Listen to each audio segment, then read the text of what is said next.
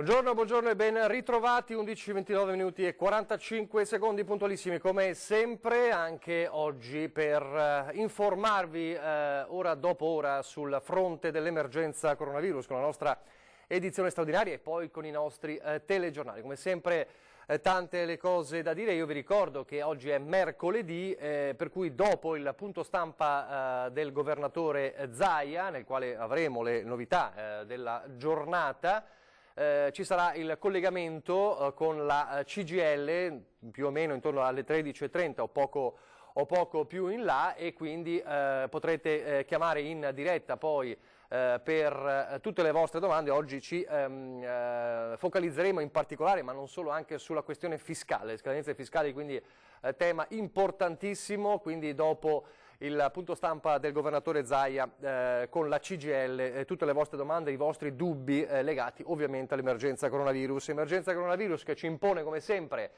di guardare prima di tutto i dati, e i dati parlano questa mattina, ecco la tabella del bollettino regionale dell'azienda Zero, di 10.789 casi attualmente positivi. Come sapete ormai da qualche settimana l'azienda Zero distingue gli attualmente positivi dal totale dei contagiati dall'inizio dell'emergenza, che salgono a 14.624. Al loro interno ci sono anche i negativizzati e i decessi. Allora, più 110 i casi positivi nelle ultime ore, dalle scorse ore, dall'ultimo bollettino del tardo pomeriggio di ieri. La buona notizia è che ad esempio nei cluster di Venezia e di Rovigo si assiste a uno 0 contagiati o casi positivi in più. A Treviso, un altro cluster importante, +1. Resta ad esempio Verona invece, che aveva avuto buone cifre diciamo nella giornata di ieri, un +44, quindi più 110 casi positivi. Sono 2.895 i negativizzati, 16.958 le persone in isolamento domiciliare, 1.402 le persone ricoverate in area non critica ma comunque ricoverate negli ospedali, con un -12 rispetto alle ultime ore, e 219 le persone ricoverate in terapia intensiva, +1. E poi il dato dei decessi, che sono 825 per quanto riguarda le strutture ospedaliere, quindi +7, con 3 decessi nell'ospedale di Vicenza in particolare, e in totale 940 decessi, comprese anche le case di riposo, altro fronte delicatissimo. Quindi siamo quasi purtroppo a 1 migliaio di persone decedute in questa emergenza coronavirus, dall'inizio di questa emergenza, da quel 21 di febbraio, giorno dal quale vi stiamo raccontando giorno per giorno e ora per ora cosa accade. Nel frattempo ci stiamo per collegare, ecco, con, la vedo già, Ilaria Marchiori, che è proprio come sempre con il nostro Sandro Ponchio davanti alla sede. Allora, il titolo di oggi ricalca un po' quello che ha detto ieri Zaia, e cioè quel monito, quell'ultimatum, possiamo chiamarlo così: rispettate le regole altrimenti tolgo il limite dei 200 metri. Si riferisce evidentemente all'attività motoria, insomma ha fatto capire che è pronto a inasprire nel caso la situazione peggiorasse. Cosa ci aspettiamo oggi allora dal governatore, Ilaria? Buongiorno Nicola, buongiorno a tutti i telespettatori. Siamo proprio qui in attesa del consueto punto stampa del governatore Zaia, e oggi cercheremo di capire se effettivamente decide di fare un passo indietro per quanto riguarda il limite dei 200 metri, oppure continuare a dare fiducia ai cittadini, come aveva detto il giorno in cui ha esposto la sua nuova ordinanza, quindi il 13 aprile. Questo perché ieri ha avuto dei toni molto duri, dal momento che gli sono state fatte vedere moltissime fotografie di troppe persone che erano uscite, quindi i suoi toni si sono inaspriti, e ha detto vi do 24 ore di tempo, dopodiché ritorno all'ordinanza che ripristina i 200 metri e dunque non si può andare oltre. Vedremo che cosa ci dirà oggi, vedremo se effettivamente se farà così o se ha intenzione di continuare con la sua ultima ordinanza. Fatto sta che le immagini che si sono viste proprio a questo punto tra il pomeriggio, sera del 13 e insomma poi i primi giorni, le prime ore del 14 non sono state certo buone da quanto ci si aspettava, perché evidentemente molte persone hanno frainteso un po' quelle che sono state le disposizioni regionali, quindi quelle del governatore, hanno iniziato ad uscire e a spostarsi ben oltre il limite consentito. Ora lui non ha dato un limite preciso, però ha detto ci si deve rifare al buonsenso. Evidentemente qualcuno questo buonsenso non l'ha avuto ed ha superato il limite. Sentiremo dunque che cosa ci dirà oggi, se ha intenzione di continuare con la sua ultima ordinanza oppure di ritornare ai 200 metri e poi le novità della giornata. Per quanto riguarda invece il veneziano, proprio rifacendoci all'ordinanza regionale, c'è un'ordinanza che invece ha firmato proprio ieri il sindaco di Venezia Luigi Brugnaro e che riguarda appunto l'apertura di librerie, cartolerie e dei negozi esclusivamente dedicati alla vendita al dettaglio di vestiti per bambini e neonati nel territorio comunale. In questa ordinanza il sindaco Brugnaro ha disposto l'apertura nelle giornate di martedì e mercoledì, dunque 2 giornate proprio come previsto dall'ordinanza regionale, e dopodiché i negozi non potranno aprire per ulteriori giornate, ovviamente esclusa la domenica a priori. L'ordinanza che è stata firmata dal sindaco ha trovato anche l'appoggio di tutte le categorie, le associazioni di categorie degli esercenti che sono maggiormente rappresentative, ed è stata concepita proprio come si legge nel documento in considerazione della necessità di armonizzare le esigenze di mobilità da parte della popolazione e dunque stabilire il coordinamento a livello territoriale delle giornate in cui le suddette attività potranno essere svolte. Dunque, in sintesi, il sindaco Brugnaro ha concesso l'apertura di cartolerie, librerie, dei negozi dedicati alla vendita al dettaglio di articoli di abiti per bambini e neonati nelle giornate di martedì e mercoledì. Questo ovviamente fino a che resterà in vigore l'ordinanza regionale, quindi fino al 3 maggio. Vorrei dare un'altra notizia importante, sempre di servizio, perché molti cittadini ci stanno scrivendo e telefonando proprio per chiedere chiarimenti in proposito, e che riguarda invece i 39 ecocentri gestiti da Veritas e ASVO. Da lunedì hanno riaperto al pubblico e dunque si potrà accedere alle strutture per la rimozione dei rifiuti di grandi dimensioni solo attraverso una prenotazione chiamando il numero verde di Veritas, che è 800 811 333. Ve lo ripeto, 800 811 333. Per poter smaltire i rifiuti di grandi dimensioni bisogna dunque prenotare, questo per non creare assembramenti, e telefonando a questo numero verde, dopodiché prendendo un appuntamento e potendo poi così portare i propri rifiuti di grandi dimensioni in quelli che sono i 39 ecocentri del territorio gestiti da Veritas e ASVO. Dunque queste le due notizie odierne importanti che riguardano il territorio veneziano, e in attesa di scoprire che cosa succederà oggi e che cosa ci dirà il governatore Zaia alle 12:30 come sempre puntuale qui nella sede della Protezione Civile di Marghera. Se non ci sono altre domande io restituisco la linea allo studio. Grazie allora Ilaria Marchiori. Importante anche la precisazione sugli ecocentri. Abbiamo così mostrato il nostro servizio, un po' com'era la situazione proprio tra Contarina, Savno e Veritas, e appunto c'era questo disagio anche perché si erano trovate un po' spiazzate le aziende di gestione dei rifiuti sull'apertura degli ecocentri che appunto da oggi hanno la loro apertura regolare, con tutte le indicazioni poi azienda per i vari cittadini che poi si trovano evidentemente anche nei siti delle aziende stesse.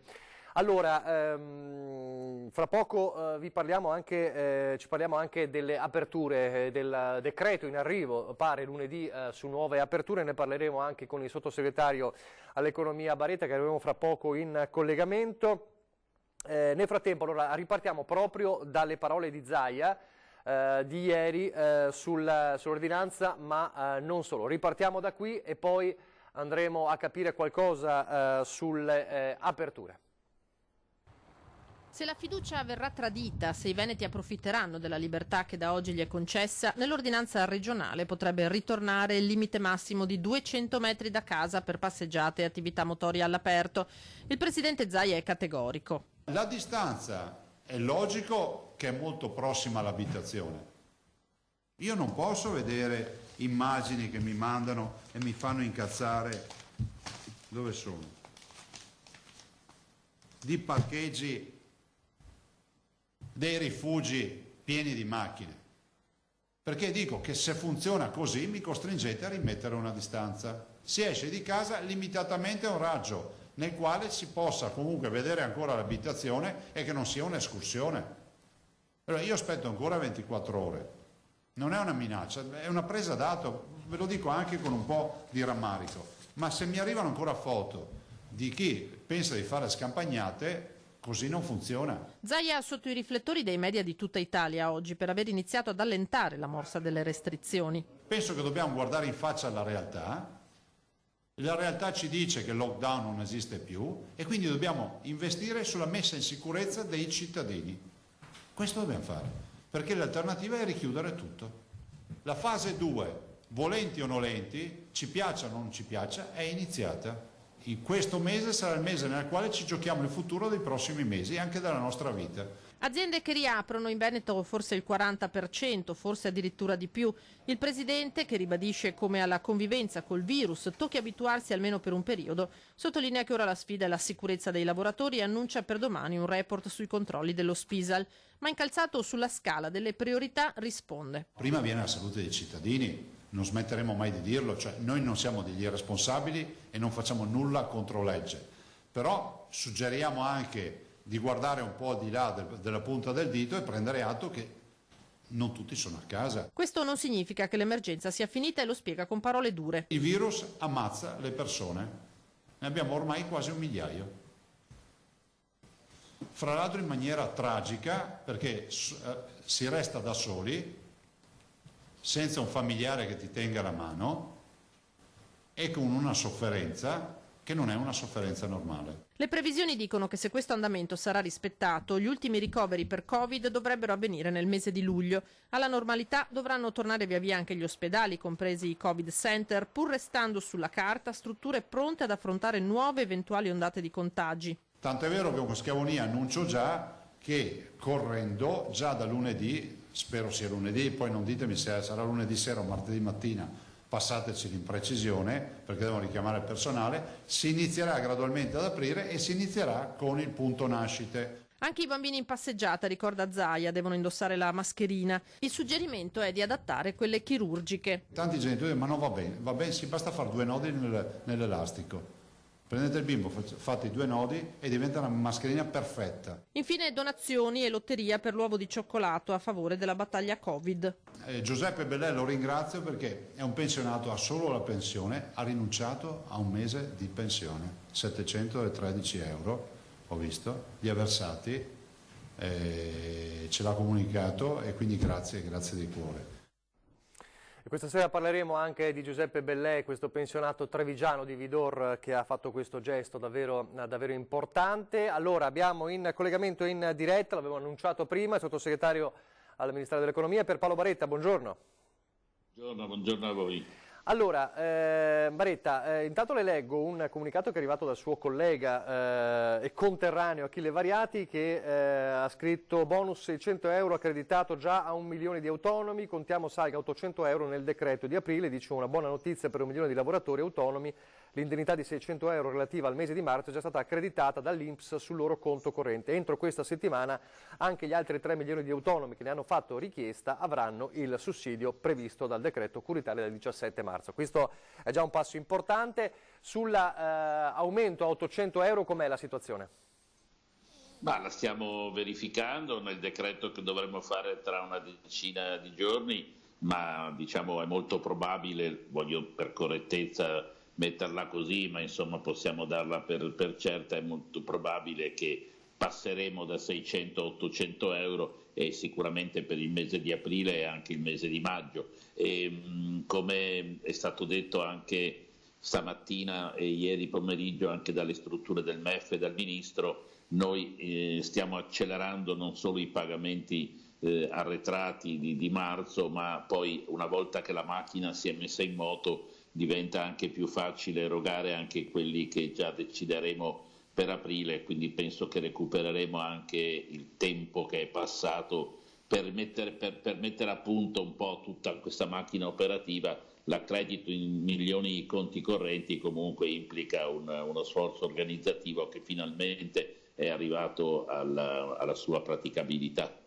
Senta, abbiamo letto ieri, c'è stata la videoconferenza, la task force di Colau, cosa è emerso, cosa emerge, si parla, l'abbiamo letto, però magari cerchiamo una conferma, lunedì forse altre aperture previste, cosa ci può dire su questo?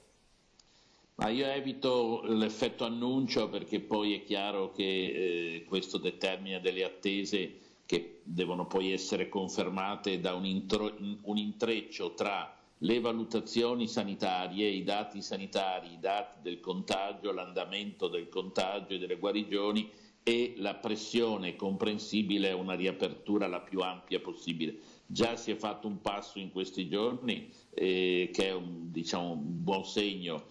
Procedere con prudenza non è male, è giusto, perché se avessimo il rischio di qualche ricaduta sarebbe molto, molto peggio. Però sicuramente la task force sta studiando non solo quali riaperture, ma il problema è come, e abbiamo due problemi: un problema dentro i luoghi di lavoro, come assicurare tutte le normative sanitarie di distanziamento, di protezione, ma guardate che abbiamo un grossissimo problema di come si accede ai posti di lavoro, cioè i trasporti collettivi o i trasporti individuali, perché più cominciamo ad aprire luoghi, stabilimenti, uffici dove c'è un aggregato importante di persone, più il problema di andarvi, no? Rappresenta uno sforzo che le sole società pubbliche, come si vede anche in queste ore, in questi giorni a Venezia, fanno fatica da sole.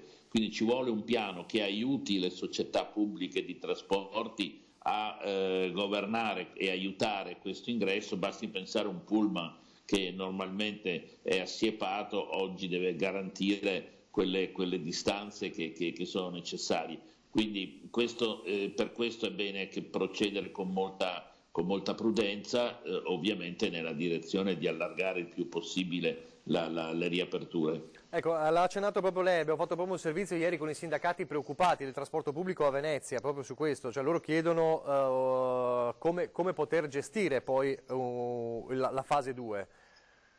Sì, è vero, soprattutto a Venezia il problema si pone perché si intreccia sia la parte di terraferma che la parte di acqua. La mia opinione è che è necessario che l'azienda e i sindacati costruiscano rapidissimamente un piano di gestione degli orari morti e degli orari di punta, ma anche il Comune deve fare la sua parte. Noi dobbiamo garantire sia come Stato da un lato, ma tutti, anche la Regione e gli enti locali, che le loro concessioni o le risorse che ricevono restino in questo caso all'azienda. Lo Stato deve finanziare il rischio di un bilancio negativo, ma il Comune rinunci innanzitutto a quanto riceve dall'azienda, in maniera tale che l'azienda comunale possa essere in grado di far fronte intanto a un pezzo del suo bilancio, ma soprattutto al servizio. Quindi ci vuole un piano organico che è necessario che venga fatto. I protagonisti sono le imprese e i sindacati.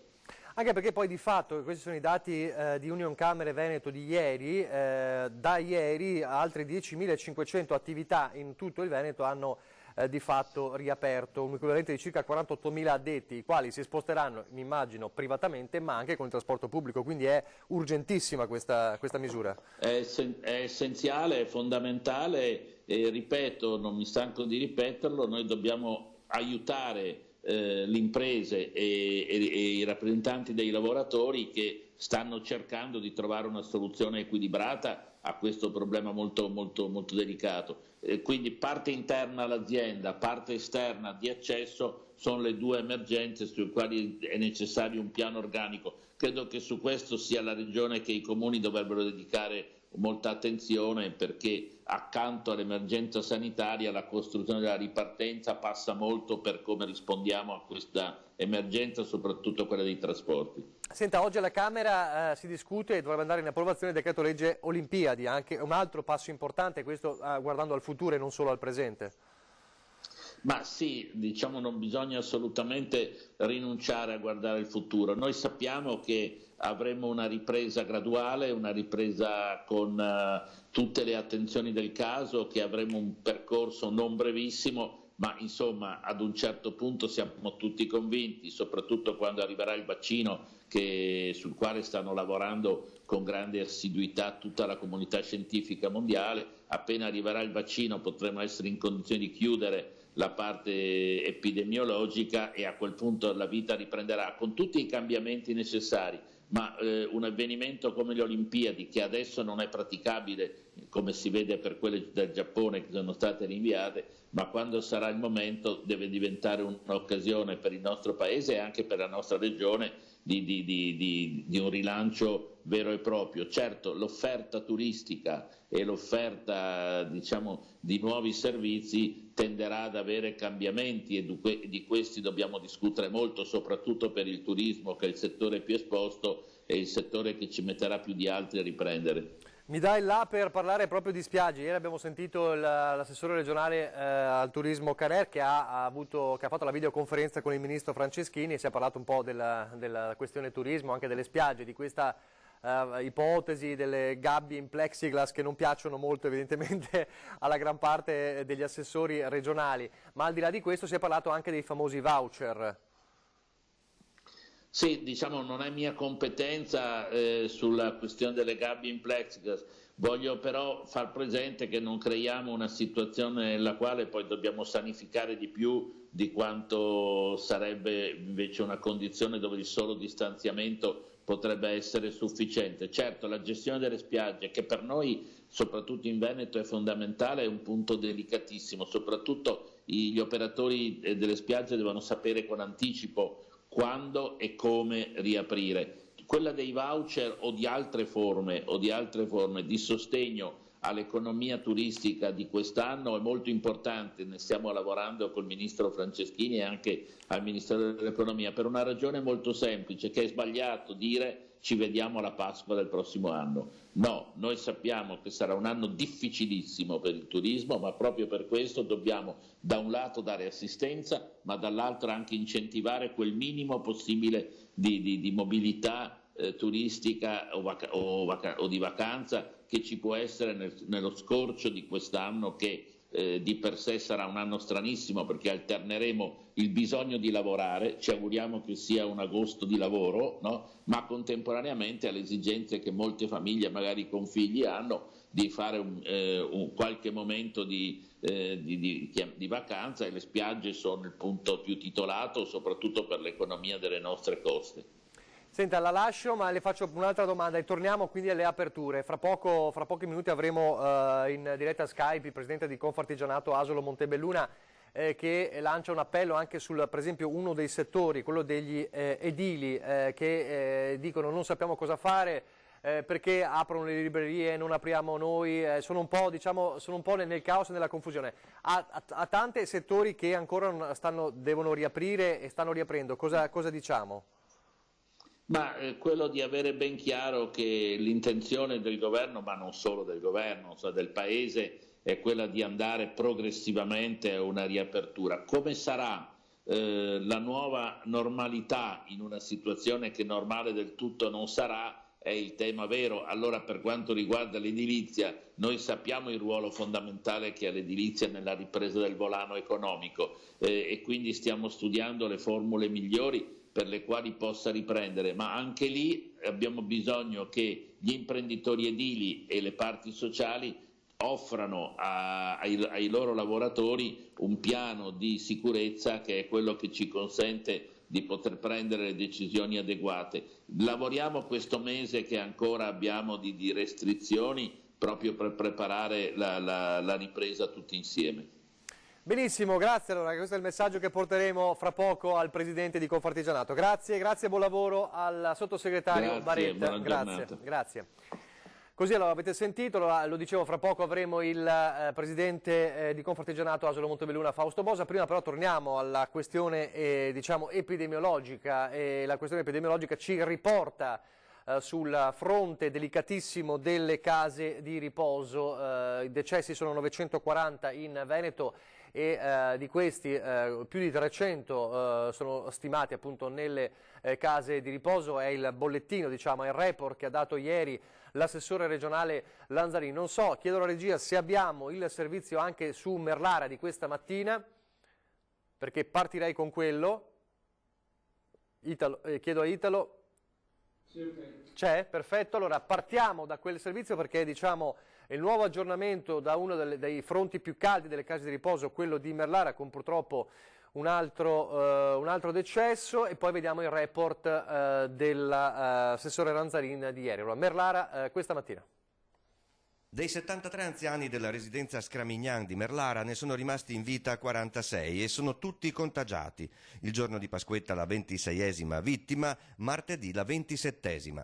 Speravamo che la tregua pasquale si trasformasse in permanenza, cioè che non ci fossero più morti, e invece così va. Per gli anziani della Scramignan era stata una Pasqua di piccoli gesti che gli avevano strappato un sorriso, pur nella lontananza e nella malattia. Dai dolci arrivati in regalo, insieme ai fiori e alle piante di aziende locali, ai biglietti personalizzati dei bambini della scuola elementare. Poi gli ennesimi decessi, che fanno anche emergere come ora la casa di riposo debba reggersi economicamente con 46 rette mensili, anziché 73. Un problema serio. C'è stata la fondazione che ha già versato per le cose più immediate 20.000 euro, e questa è stata una boccata di ossigeno molto importante. Il sindaco, tornata in queste ore a lavorare in municipio dopo la quarantena, ma impossibilitata a farlo di persona, approfitta del nostro telegiornale per salutare anziani ospiti, operatori, medici e amministrativi della casa di riposo. Vorrei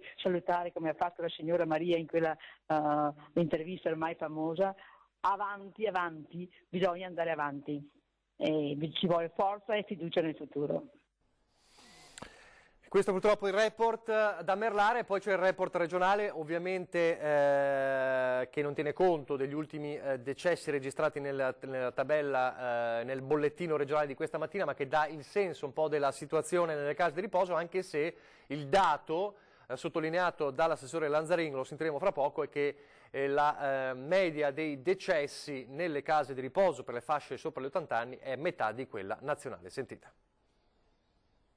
I controlli sulla presenza di contagiati tra gli ospiti e il personale delle case di riposo del Veneto sono quasi terminati, ma sono già disponibili dei primi dati significativi.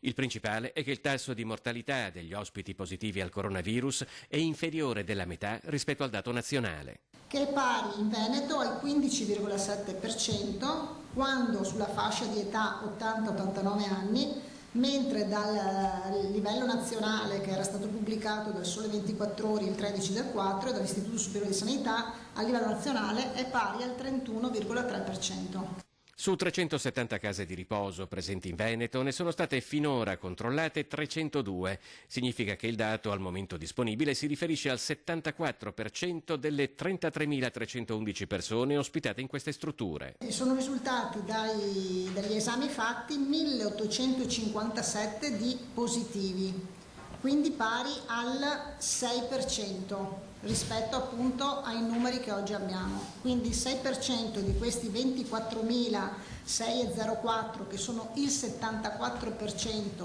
degli ospiti interi all'interno delle case di riposo, è positivo. Agli esami col tampone sono stati affiancati test rapidi. Se questi ultimi danno esito dubbio o positivo, si passa alla verifica col tampone. Su 30.501 dipendenti delle case di riposo è stata verificata l'eventuale positività a 24.281, il 70%. Sono risultati positivi 920 operatori, quindi pari al 3%. Qui ci sono sia i dipendenti sia i non dipendenti. Cosa vuol dire? Sia quelli, non so, che fanno il servizio cucina, pulizia, tutti. I controlli giungeranno alla completa copertura delle case di riposo nelle prossime ore, dopodiché saranno estesi a strutture per disabili e strutture della salute mentale. Così il report sulle case di riposo. Nel frattempo, e fra poco lancio la pubblicità, lo dico alla regia, c'è una blitz, diciamo un'inchiesta del NAS, del Nucleo Antisofisticazione dei Carabinieri in tutta Italia, su 104 RSA, le residenze sanitarie e assistenziali irregolari. 15 sono state chiuse dai NAS, 61 le persone denunciate, 104 strutture per anziani non conformi alla normativa su 601 controllate, il 17%. È il bilancio dei controlli dei NAS che a partire da febbraio, dopo la dichiarazione dello stato di emergenza, hanno effettuato un'azione di vigilanza nelle strutture ricettive sanitarie e socioassistenziali per persone anziane e con disabilità. Stiamo leggendo questo report dalla Repubblica, riguardano, come vedete, i casi più rilevanti: Udine, Reggio Calabria, Cosenza, soprattutto queste zone. Comunque gli interventi più significativi nelle strutture di Taranto, Campobasso, Perugia, Reggio Calabria, Napoli, Roma, Cosenza, Udine e Torino. Questo è l'inchiesta del Nucleo Antisofisticazione dei Carabinieri nelle RSA. Do la pubblicità subito, però vi do un aggiornamento di cronaca che non c'entra con il coronavirus, ma purtroppo è una tragedia, e cioè l'incidente mortale avvenuto poco prima delle 9 di questa mattina a Meolo. Ci sono anche delle immagini di questo incidente mortale, immagini dei vigili del fuoco che sono intervenuti lungo la Treviso Mare. Lo scontro tra due auto, è purtroppo deceduto un 88enne che era alla guida di un'auto, di una delle due auto che si sono scontrate. Nonostante i soccorsi, ecco qua, il personale medico del SUAM ha dovuto dichiarare la morte dell'88enne che si trovava in una delle due auto. Illeso invece l'altro automobilista. I carabinieri hanno deviato il traffico ed eseguito i rilievi del sinistro. Le operazioni di soccorso dei vigili del fuoco, accorsi da San Donà e Mestre anche con l'autogru, sono terminate dopo circa un'ora. Questo è purtroppo un incidente mortale avvenuto questa mattina lungo la Treviso Mare all'altezza di Meolo. Ricordo, c'è una persona di 88 anni deceduta nello schianto. Adesso la pubblicità e poi torniamo in diretta.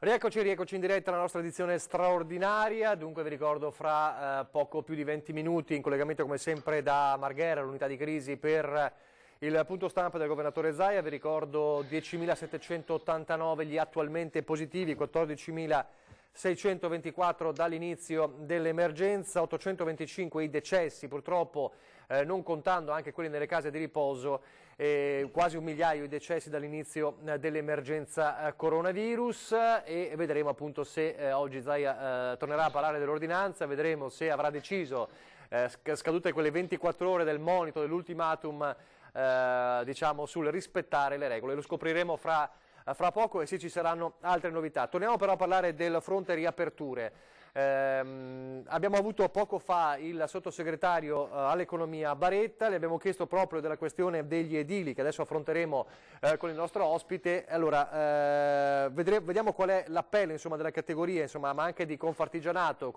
in questo caso Asolo Montebelluna. Saluto il presidente Fausto Bosa, buongiorno. Buongiorno a tutti. Sì, allora, c'è un appello particolare che viene dal settore degli edili, ma non solo, ma ci parli intanto di questo.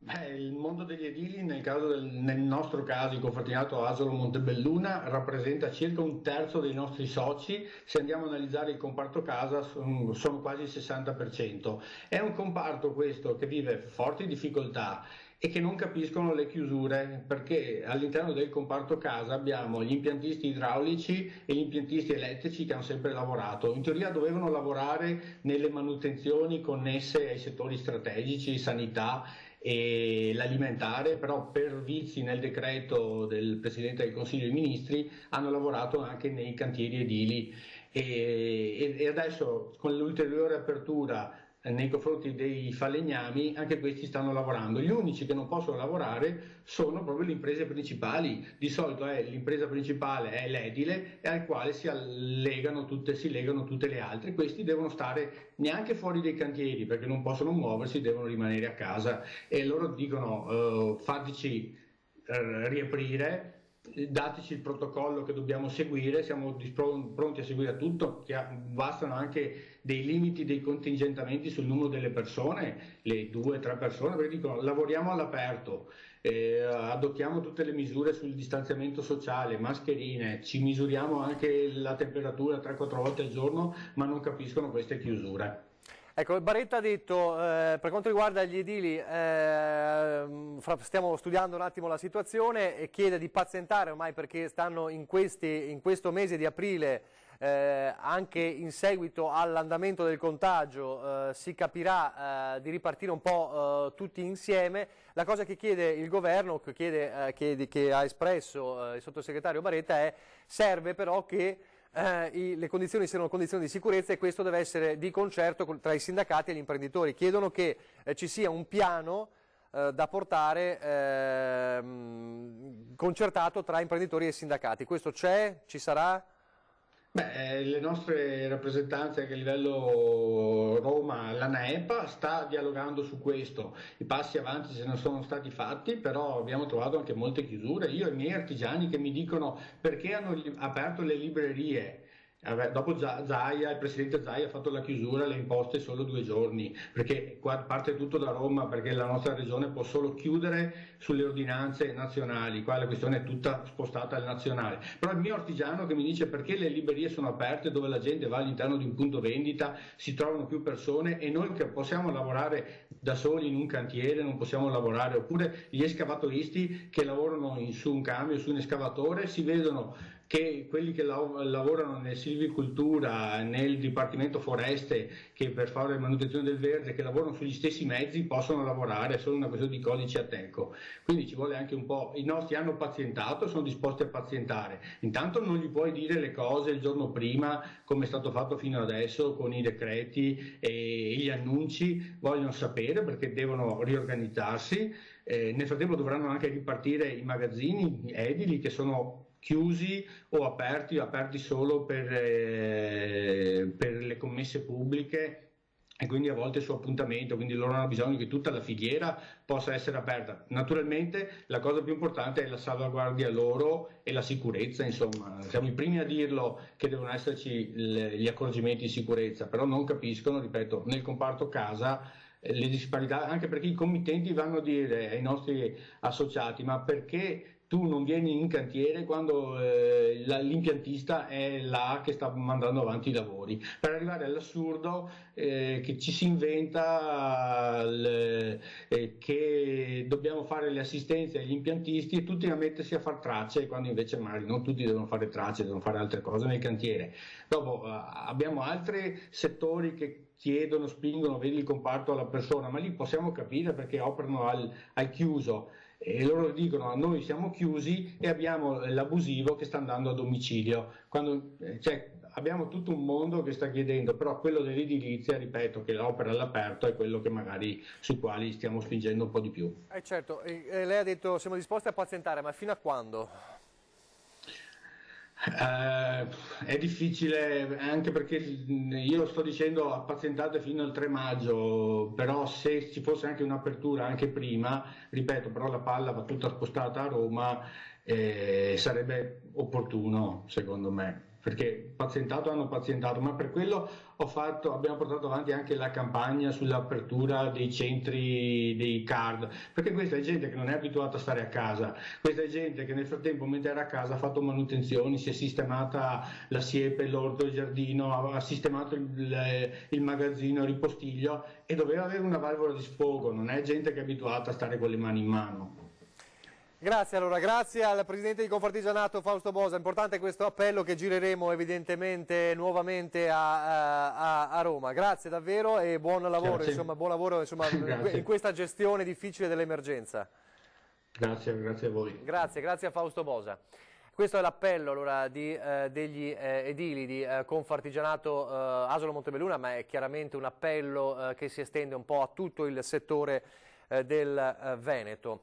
A proposito invece di un altro fronte, anzi no, vediamo proprio, visto che abbiamo fatto riferimento, mentre siamo sempre in attesa del punto stampa di Marghera con il governatore Zaia, vedo le consuete prove tecniche di trasmissione della diretta. Allora abbiamo visto, lo ha accennato Bosa, l'apertura delle librerie da ieri, ovviamente con giorni diversi a seconda delle varie strutture, ma le librerie, cartolerie e anche i negozi di abbigliamento per bimbi hanno riaperto. Abbiamo fatto il nostro piccolo giro a Treviso, vediamo allora il servizio di Anna De Roberto. Ci siamo trovati in effetti un po' alla sprovvista, che perché è stato dato la comunicazione alle 7:30 di sera e dopodiché c'erano 2 giorni di festa, era anche difficile riuscire a attivarci con tutti i dispositivi. Fortunatamente noi ci eravamo già presi un po' per tempo, con l'auspicio che potevamo essere, diciamo, tra le attività, non essendo delle attività particolarmente rischiose. Per qualcuno loro sono i fortunati, le prime attività commerciali insieme a cartolibrerie e negozi per bambini ad ottenere dal governo il via libera per l'apertura. Una scelta probabilmente nell'ottica di aiutare i cittadini a vivere meglio questa quarantena, con un buon libro tra le mani, chiusi tra le mura di casa. Sono aperti 2 giorni alla settimana, quando è a discrezione dell'esercente.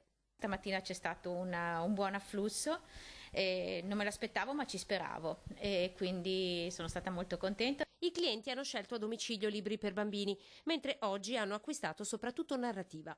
Principalmente di libri diciamo per evadere, quindi dal classico romanzo a quanto al giallo, piuttosto che al romanzo rosa, piuttosto che comunque principalmente sono delle letture proprio piacevoli e non troppo, diciamo, pesanti o approfondite. Tra chi ha aperto stamattina e chi invece si preparava per alzare le serrande domani, sempre in un'ottica di condivisione del mercato, anche i negozi di abbigliamento per bambini. La risposta sicuramente, soprattutto nel nostro campo, era un po' necessaria, nel senso che il cambio stagione ha giocato a favore di questa apertura un po' da dover fare, ecco. Ma voi eravate già pronti, già tutto il negozio a posto? L'abbiamo dovuto sanificare perché ovviamente siamo chiusi dal 10 di marzo. La collezione primaverile era fortunatamente già in negozio, le richieste dei clienti però si stanno già spostando verso l'estivo, con il rischio per questi negozianti di aver già perso un mese prezioso. Se non altro sì, abbiamo la possibilità di quel poco di riuscire a venderlo, sì, quello sì. Sarebbe stato più tragico non poter aprire e tenere tutta la merce ferma, insomma, e non poterla pagare. Noi continuiamo con le nostre vendite direttamente a casa tramite Facebook, Instagram, tramite i nostri social. Noi dal primo giorno che abbiamo chiuso, per cui dal 12 di marzo, abbiamo fatto le nostre consegne, così consegniamo direttamente a chi non può spostarsi o non vuole o perché abita anche fuori comune. C'è chi addirittura ha creato con i propri clienti un contatto diretto, trasferendo la scelta direttamente su WhatsApp.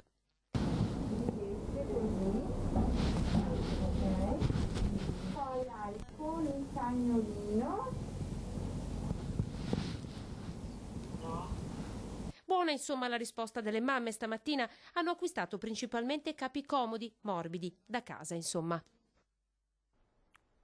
Questo dunque è il primo giorno ieri per librerie, negozi di abbigliamento per bimbi e cartolerie. Tante vittime abbiamo sentito del coronavirus in questo periodo, in questo momento di emergenza iniziato il 21 febbraio con i primi contagiati, quasi 1 migliaio tra aziende ospedaliere, tra ospedali e case di riposo, tante vittime, anche molti volti noti. Un volto notissimo, re della ristorazione, la tradizione insomma della ristorazione trevigiana, veneta in tutto il mondo, Arturo Filippini, che si è spento ieri nel pomeriggio. Gli agnelli, i capretti, gli asparagi che adesso sono nostrani, i bruscandoli, i bisi, abbiamo tutte le verdure di primavera. Così qualche anno fa ai nostri microfoni Arturo Filippini descriveva la tavola della Pasqua, la tavola della primavera, e proprio in una giornata di primavera il Covid-19 se l'è portato via. È morto a 79 anni all'ospedale Cafoncello. Era ricoverato dal 24 marzo. I figli avevano raccontato l'angoscia dell'attesa, la lotta contro il virus nel reparto di terapia intensiva. L'avevamo incontrato l'ultima volta a settembre al funerale di un'altra grande trevigiana d'adozione, la signora della moda Elsa Svalduz, di cui ricordava determinazione e gusti semplici. Originario del Pavese, era arrivato nella Marca 60 anni fa e il mestiere l'aveva imparato a Villa Condulmer a Mogliano. L'incontro determinante con Alfredo Beltrame, con cui aveva condiviso l'avventura del Tulà. L'esperienza italiana e internazionale e poi il locale di Via Collalto in centro città, fermo da settimane, così come l'intero mondo della ristorazione, come Filippini la conosceva, la intendeva, fatta di incontri, di convivialità, di scambi e di onestà, di rispetto delle norme. Ci sono delle regole, ci sono delle cose che bisogna adeguarsi all'insieme delle cose. La figlia Martina su Facebook lo saluta con una foto di famiglia, sorrisi e abbracci, quelli che il virus alla fine ha impedito. Arturo ha vinto a prescindere. Ciao papà adorato. Mai avrei pensato in un momento così tragico di parlare anche della scomparsa di Arturo Filippini, è stato il commento nel pomeriggio del presidente del Veneto Zaia. È un lutto per tutta la regione perché con lui se ne va una colonna portante della ristorazione trevigiana e veneta, un uomo che ha fatto la storia non solo della gastronomia ma anche uno di quelli che più hanno contribuito a far conoscere il Veneto e a far valere la nostra comunità a livello internazionale. Arturo Filippini lascia la moglie Marisa e oltre a Martina i figli Massimo, Michela e Nicola. E soltanto qualche mese fa lo storico Arturo Filippini era stato ospite di Ore 13, la nostra trasmissione Ore 13, parlando del commercio a Treviso e della storia del commercio a Treviso. Allora i ricordi di Arturo Filippini raccolti proprio in quella puntata di Ore 13, le sue parole. Che cosa sono i negozi, i ristoranti storici per un centro, per una città? È la vita della città, è la storia, perché pensate a Treviso, le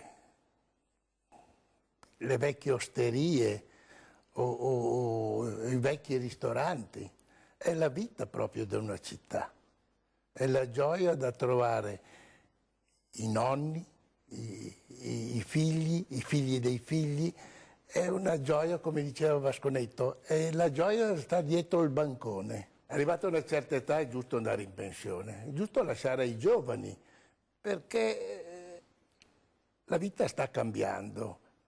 Non lo so, meglio o in peggio, non lo so, però i giovani bisogna darle la fiducia di andare avanti, bisogna darle... Sono più bravi, alle volte sono più bravi dei vecchi, non è che i vecchi bisogna ucciderli, però i giovani, vedo i miei figli che si danno da fare, complimenti, mi auguro che non devo guardarmi, perché si devo a lavorare, però sono molto bravi tutti e tre, anzi tutti e quattro, perché uno ce l'ho in Giappone, che fa sempre il medesimo lavoro nostro, e i giovani sono veramente bravi. Io mi ricordo da ragazzino, mi ricordo da giovane, col mio socio Alfredo Beltrame, che quando venivano a domandare lavoro da noi i giovani, e dicevamo, ridi tu o gatto il muso duro? Perché se te il muso duro non lo assumevamo. Perché il sorriso, dicevo prima, non costa nulla e accontenti gli ospiti. Il sorriso dunque di Arturo Filippini, indimenticabile nella sua gestione dei suoi tanti storici ristoranti. Allora il sorriso è anche di voi e dei più piccoli nostri telespettatori. Allora non c'è solo l'andrà tutto bene, quindi la nostra rubrica con i vostri messaggi, ma c'è da ieri la possibilità, una nuova rubrica nei nostri telegiornali dedicata proprio a voi bambini.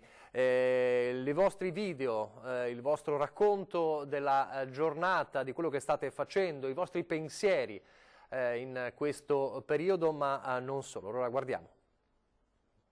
Ciao a tutti, ho fatto il mio 11° libretto e voglio condividerlo con tutti perché è proprio in questo momento che è caduto questo virus.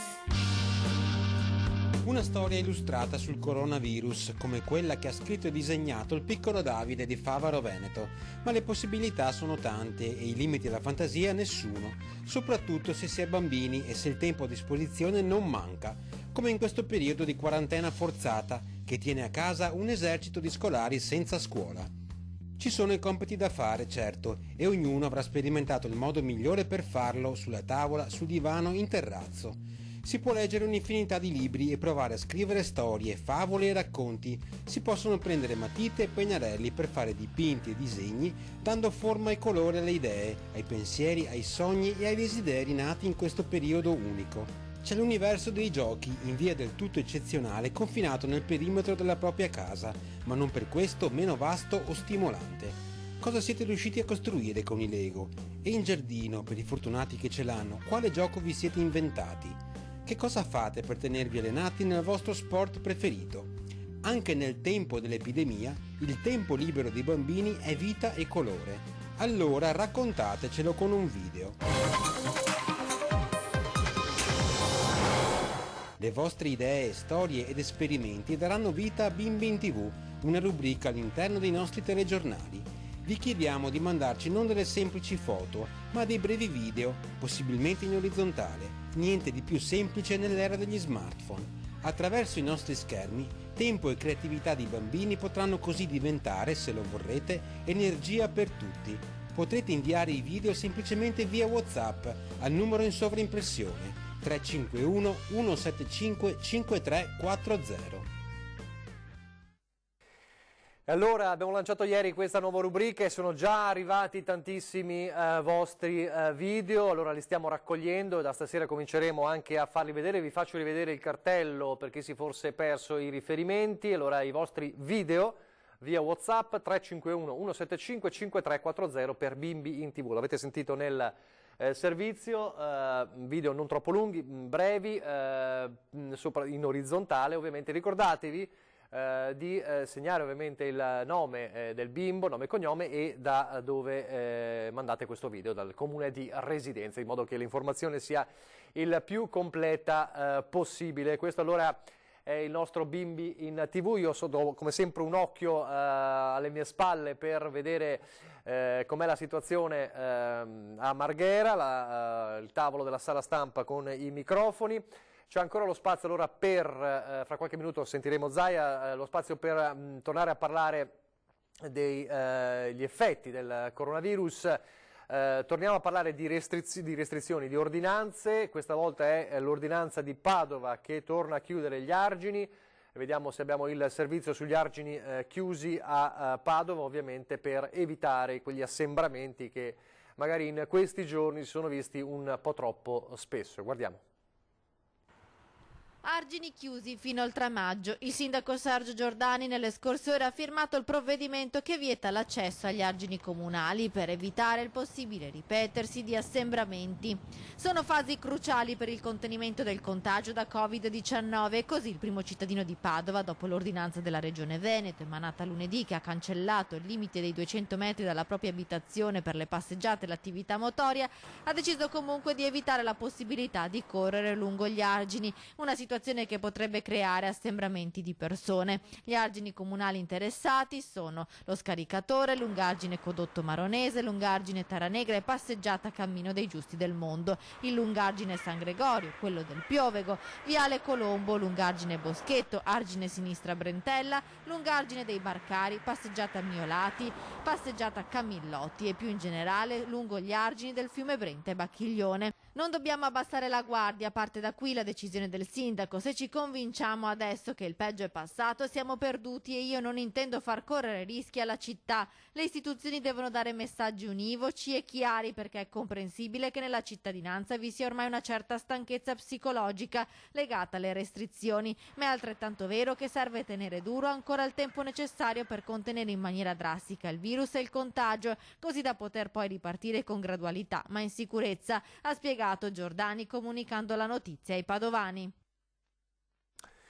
Questa è la decisione di Padova, dunque proprio per evitare che la situazione possa peggiorare. Altro fronte di discussione in questi giorni riguarda quelle elezioni regionali rimaste nel limbo, sospese, così anche una campagna elettorale evidentemente con l'ipotesi autunnale del voto. Come sapete il governatore Zaia da tempo preme per elezioni prima possibile, dice motivazione sanitaria, in autunno molto probabilmente ci sarà un ritorno del virus, quindi c'è il rischio di non andare a votare nemmeno in autunno. Gli altri due candidati ufficiali per ora delle regionali, cioè Arturo Lorenzoni, il candidato del centro-sinistra, e Enrico Cappelletti, del Movimento 5 Stelle, dicono impossibile votare prima dell'estate, forse si potrebbe pensare a settembre, ma vediamo il governatore Zaia e ne parleremo dopo.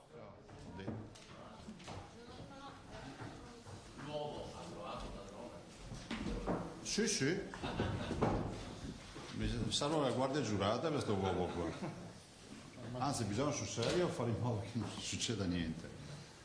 Sì, grazie, buongiorno a tutti. Oggi velocissimamente vediamo un aggiornamento di quello che è accaduto in queste 24 ore. Ormai è consuetudine dare questo aggiornamento, quindi grazie a voi che siete presenti e a tutti coloro che sono collegati. I tamponi sono 216.000, vi dico ufficialmente che la macchina è andata a regime, quindi vedremo i risultati nelle prossime ore del tema tamponi. Peraltro dopo non so se l'assessore Lanzarini vuole dare una ricognizione ancora su tamponi, scuole, case di riposo e personale, però insomma stiamo andati nella direzione sperata, cioè quella di chiudere anche tutti questi screening, e questo ci permetterà i prossimi giorni di darvi anche una statistica molto puntuale rispetto alle incidenze di positività anche per ogni categoria professionale. In isolamento, vedete, stanno calando, sono 16.000, quasi 17.000 persone. Il numero dei positivi è di 14.624, i ricoverati sono 1.621, calano ancora.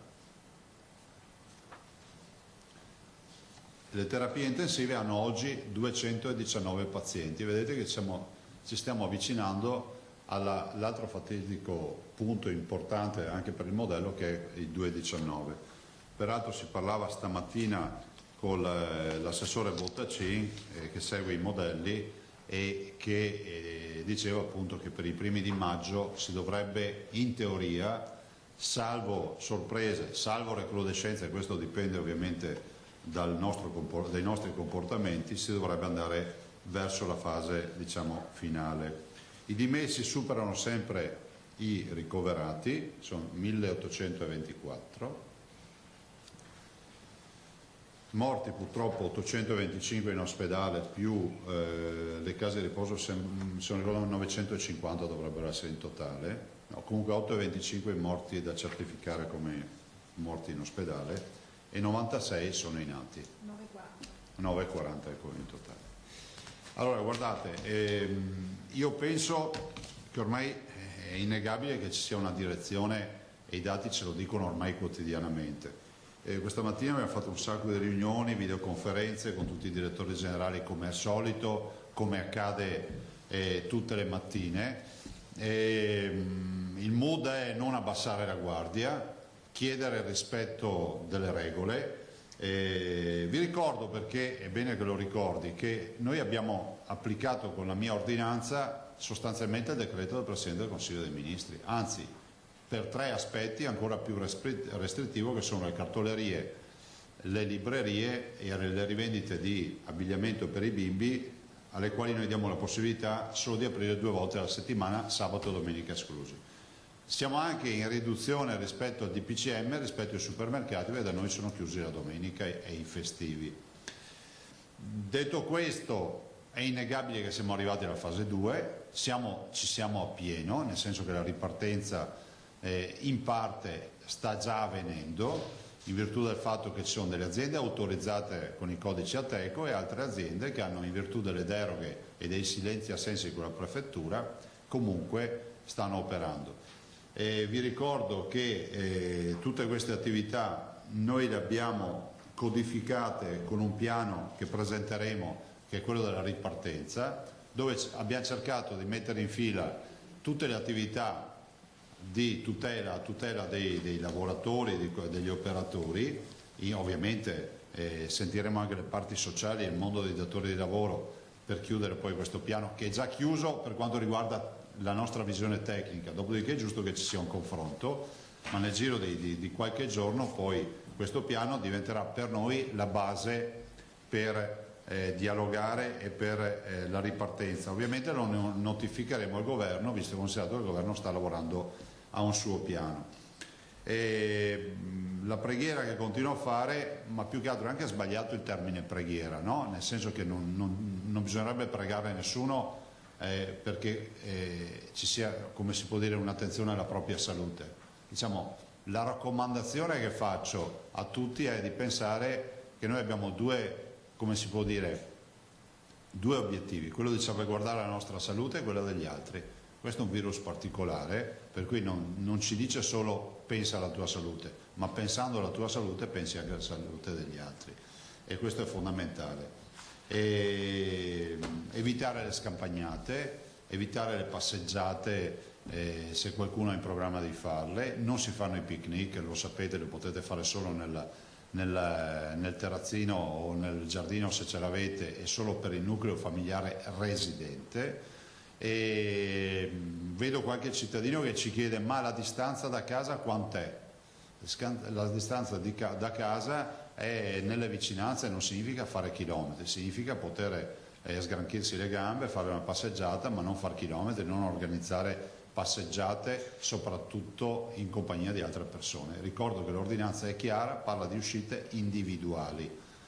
Guardate, in questa fase quello che più mi fa arrabbiare è vedere qualcuno che se ne strafrega dell'uso della mascherina, e questo penso che non sia corretto nei confronti di nessuno. Allora, noi abbiamo distribuito 10 milioni di mascherine, abbiamo incentivato ogni forma di produzione locale, ci sono produzioni di mascherine, e stiamo facendo una battaglia, stiamo spingendo perché venga revocata l'ordinanza di protezione civile nazionale in maniera tale che tutti possano importare mascherine. Mascherine al mondo della sanità non mancano, non ci mancano le mascherine. C'è ancora qualcuno che pensa che manchino le mascherine alla sanità. Non mancano le mascherine, noi abbiamo fatto un magazzino che ci garantisce l'autosufficienza per 6 mesi. Abbiamo comprato 24 milioni e mezzo di mascherine. Adesso si tratta di avere un po' di buon impegno, di utilizzare la mascherina, e guardate che la mascherina sarà una condizione sine qua non per fare questo percorso di vita che spero duri dei mesi, un anno, quello che è, in presenza del virus, finché non si chiuderà questa partita. Torneremo più liberi di prima, però bisogna fare un percorso fatto bene. Allora, meno attenti siamo nel rispettare le regole, soprattutto quelle della mascherina. Vi ricordo, vi ho proiettato il servizio del TG1 che è emblematico, ma lo riusciamo a far vedere oggi, poi lo facciamo rivedere, che non guasta mai, perché molti da casa lo hanno visto. Ecco, quello ci fa capire che la mascherina è condizione sine qua non per venirne fuori. Se proprio non c'è una mascherina, cerchiamo di coprire naso e bocca con un foulard, con qualcosa, e l'assessore Bottacin ha fatto anche una verifica, insomma, lo dico, non è che lo dico per fare, come si può dire, i sapientini, però come ci siamo comprati assieme io e Bottacin le mascherine durante la crisi, quando non si trovavano online, lui ha fatto giustamente una verifica e 50 mascherine su Amazon, consegna praticamente immediata, le dà a 20 euro, 12 euro, 19 euro, 50 mascherine, sono qua. Quindi lo dico soprattutto ai ragazzi che hanno più dimestichezza con l'online, magari un favore al nonno, a qualche parente, al vicino di casa, 12 euro si comprano 50 mascherine online ufficiale. Sono quelle che fra l'altro state portando anche voi in questo momento. E dobbiamo metterci in testa che la mascherina diventerà un accessorio della nostra vita per alcuni mesi, per un bel po' di tempo. Questo però ci permetterà di non avere guai. Io lo farei rivedere subito quel video se non spiace, tanto dura un minuto, è un servizio che ci permette di evitare di tradurre il servizio originale. E abbassiamo anche le luci, ho risposto, no, sono 2 minuti. Studi sul virus e sulla sua permanenza nell'aria, la scienza cerca di dare risposte, intanto la TV giapponese ha condotto un esperimento su colpi di tosse e starnuti. La corrispondente Giovanna Botteri. La televisione giapponese ha condotto uno studio con i ricercatori dell'Università di Tokyo, utilizzando telecamere ad alta sensibilità e raggi laser. L'esperimento comincia con uno starnuto. Possiamo vedere ad occhio nudo le goccioline più grosse cadere immediatamente a terra, ma solo attraverso la camera vediamo anche le microparticelle grandi 1/1000 di millimetro. Sono più chiare e più leggere. Il problema è che anche una normale conversazione genera una grande quantità di microparticelle semplicemente parlando a voce un po' più alta. Restano sospese nell'aria, non cadono e non se ne vanno. Il professor Tadeda spiega che ancora non si conosce la quantità necessaria al coronavirus per passare da uomo a uomo, ma è probabile che molti contagi siano venuti così. Il rischio sale negli spazi chiusi senza reazione. Il laboratorio simula una stanza con 10 persone. Basta un colpo di tosse per emettere 100.000 particelle. Quelle grosse, le blu e le verdi, cadono a terra, ma le altre restano nell'aria per almeno altri 20 minuti. A meno che qualcuno non apra la finestra per farla andare via. Basta usare le mascherine ed areggiare ogni ora gli ambienti e il rischio di contagio, conclude Tadeda, si abbassa. Ecco qua, grazie. Questo per dare una dimensione di cosa significa una mascherina. Quindi dicevo, online se le cercate su Amazon, e quindi faccio anche la pubblicità così siamo sicuri della fonte, giustamente Bottacini ha fatto, ve le possiamo anche lasciare queste. Il prezzo inferiore consegna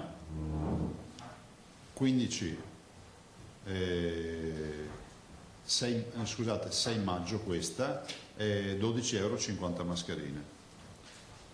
Bene, detto questo, queste sono tutte vi do un aggiornamento veloce, eccoli qua,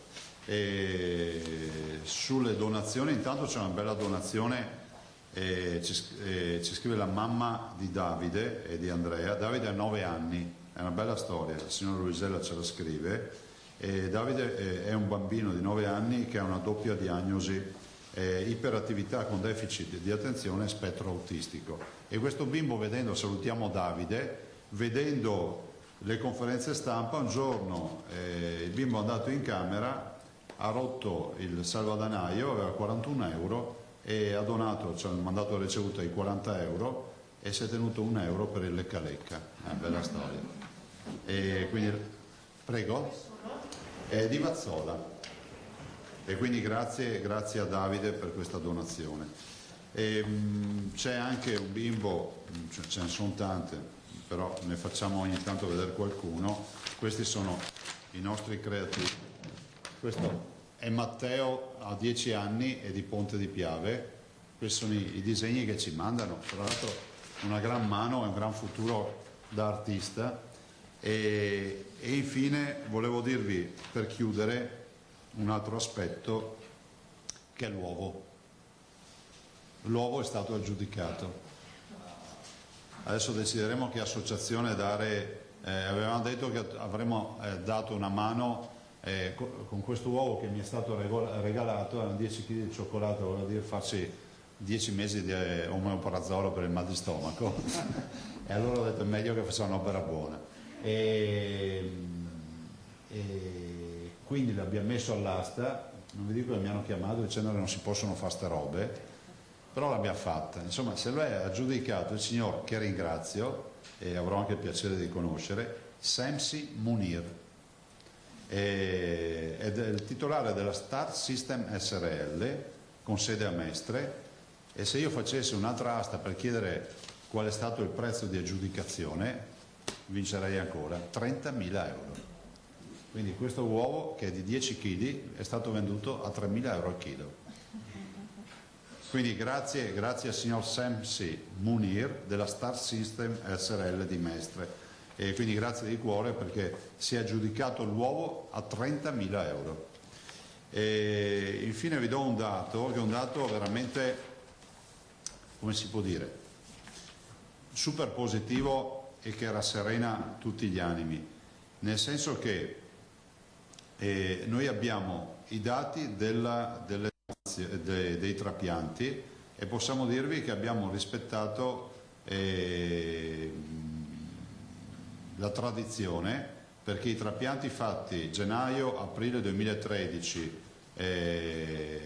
in questo periodo dell'anno, i primi 4 mesi dell'anno, l'anno scorso sono stati 145, quest'anno per l'organizzazione che abbiamo dato agli ospedali, per le scelte che abbiamo fatto, sono stati 162. Abbiamo addirittura in pieno periodo di Covid Center superato i trapianti dell'anno scorso, da 145 a 162, poi vediamo la disanima di tutto quello che sono, comunque sono 145 da cadavere e pensate 19 da vivente, quindi sono trapianti samaritani dove magari un familiare dona il rene a un altro familiare e così via. Quindi siamo riusciti anche a non, mi ricordo, se lo ricorderanno gli assessori, che una delle prime videoconferenze ci è stato chiesto e cosa facciamo con i trapianti, perché dobbiamo decidere subito se accettare un fegato. E noi abbiamo detto andiamo avanti con i trapianti e organizziamo la macchina in maniera tale che si possa continuare a fare trapianti. E penso che questo sia un bel segnale da condividere con tutti voi. Prego per le domande. Sì, se ne fate poche meglio oggi, che abbiamo un po' di fretta. Allora, una domanda sola, però ecco, magari se si trova una risposta un po' articolata. La ripartenza, hai detto, di fatto è iniziata, la fase 2 è iniziata, ci sono le imprese che riaprono. Ma cosa vi preparate a fare nel caso malaugurato vi fossero episodi di contagio e di diffusione del virus nel luogo della vita? Abbiamo un progetto che è molto chiaro, un progetto di sanità pubblica che prevede, oltre all'utilizzo di dispositivi, tutta una serie di attività e di screening. Comunque resta sempre ferma la nostra macchina dei tamponi. Non nego, vi do anche questa notizia, questa mattina in videoconferenza abbiamo detto al dottor Flor di riuscire a comprarne un'altra. È pressoché impossibile, però noi siamo convinti che se si insiste, se riusciamo a portarla a casa sono 9.000 tamponi in più, e quindi vuol dire 9, 18 e altri 6-7.000 li facciamo di default, e quindi vuol dire un bel numero. Considerate che agli imprenditori bisogna, che ce lo chiedono, peraltro un servizio che sono disposti a pagare, che è un servizio di messa in sicurezza delle aziende, è il tema del sierologico da un lato, no? Di fare la patente di immunità, ma questo è un tema di alto valore scientifico che deve essere validato, e noi stiamo già lavorando da una ventina di giorni con l'Università di Padova e di Verona. Però dall'altro c'è il test rapido, che è visto un po' come la Cenerentola di tutta questa partita, e so che anche a livello nazionale si sta ragionando per capire di trovare una forma di validazione. Noi intanto lo utilizziamo per gli screening, nel senso che l'apripista lo fa il test rapido per lo screening, dietro c'è il tampone poi per ovviamente andare a identificare i casi e a certificarli. Però il test rapido oggettivamente, qualora fosse certificato al 100% e avvalorato da un protocollo, noi abbiamo un nostro protocollo depositato e validato dal comitato scientifico, ma se vi fosse ancora più legittimazione sarebbe eccezionale. Un test rapido lo fai, operativamente lo fai in 30 secondi e di attesa ne hai 15 per vedere come si colora la cartina, cioè è una roba che potremmo fare veramente in maniera importante e di massa. Ma un'impresa per esempio anche di dimensioni importanti che vuole ripartire in sicurezza e vuole magari effettuare i test e i tamponi. Oggi noi non abbiamo capacità per fare tamponi a tappeto, non ce l'abbiamo perché dobbiamo far fronte a tutto quello che è il tema dei sintomatici e dei loro contatti, delle prove scientifiche che si stanno facendo e ovviamente il personale, perché noi continuiamo a tamponare il personale della sanità e case di riposo.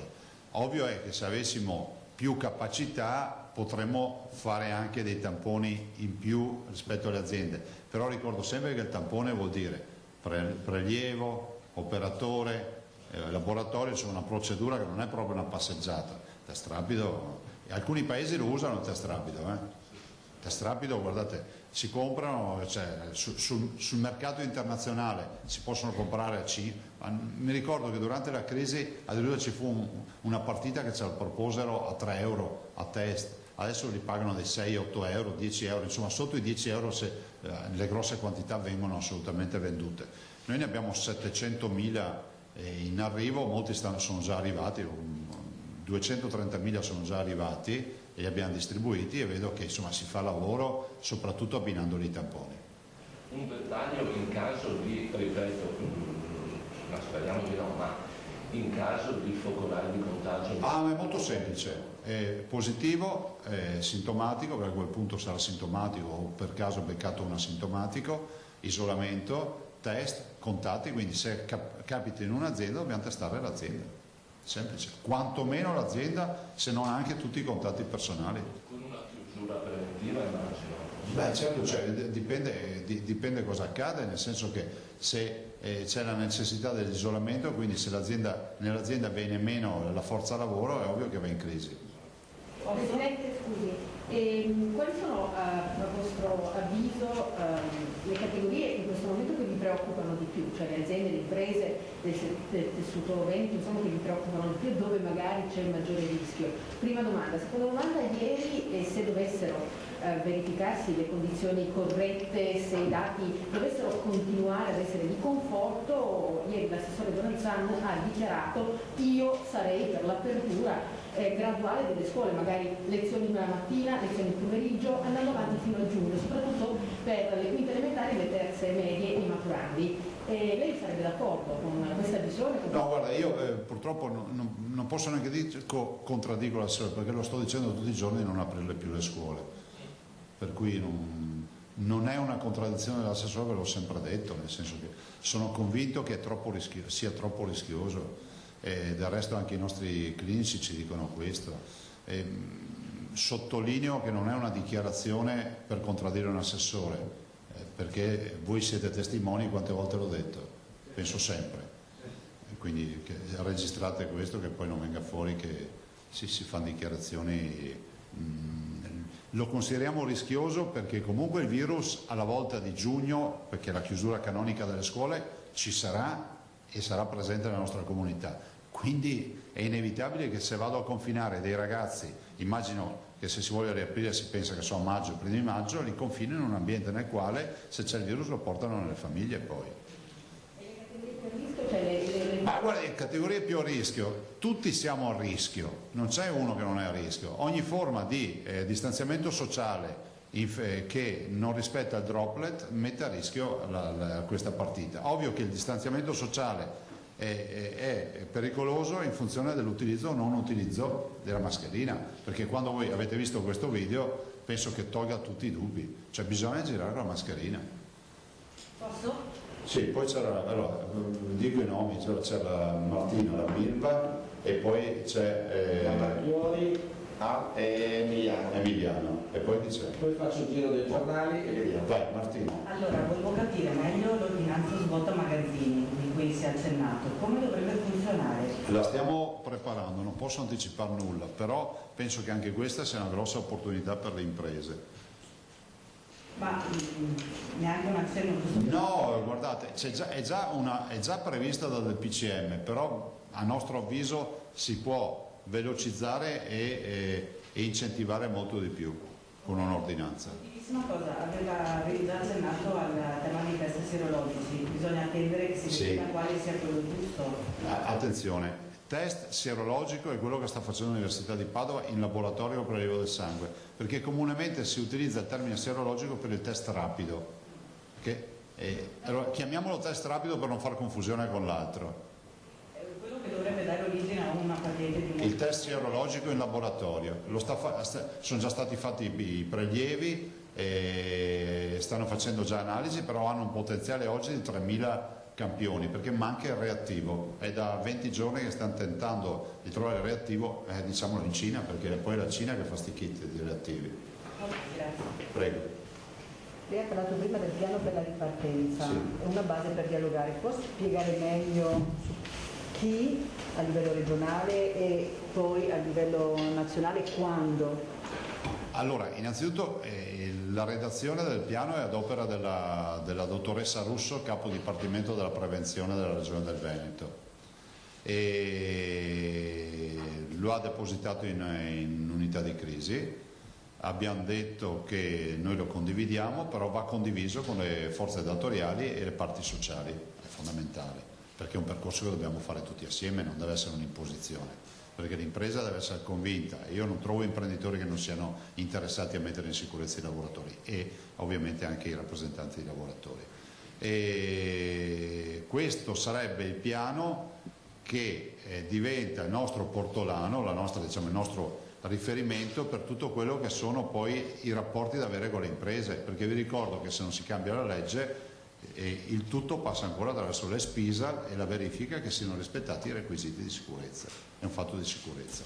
Lo notifichiamo al governo semplicemente come contributo. Io ho già accennato al Presidente del Consiglio in videoconferenza una settimana fa e ai ministri che noi abbiamo il nostro piano e lo notifichiamo, cioè, come si dice, vedere anche i piani degli altri magari aiuta a far sintesi magari di misure che magari non si conoscono, anche per noi, lo dico anche per noi, perché magari qualcuno ha anche qualche bella idea che noi non abbiamo avuto.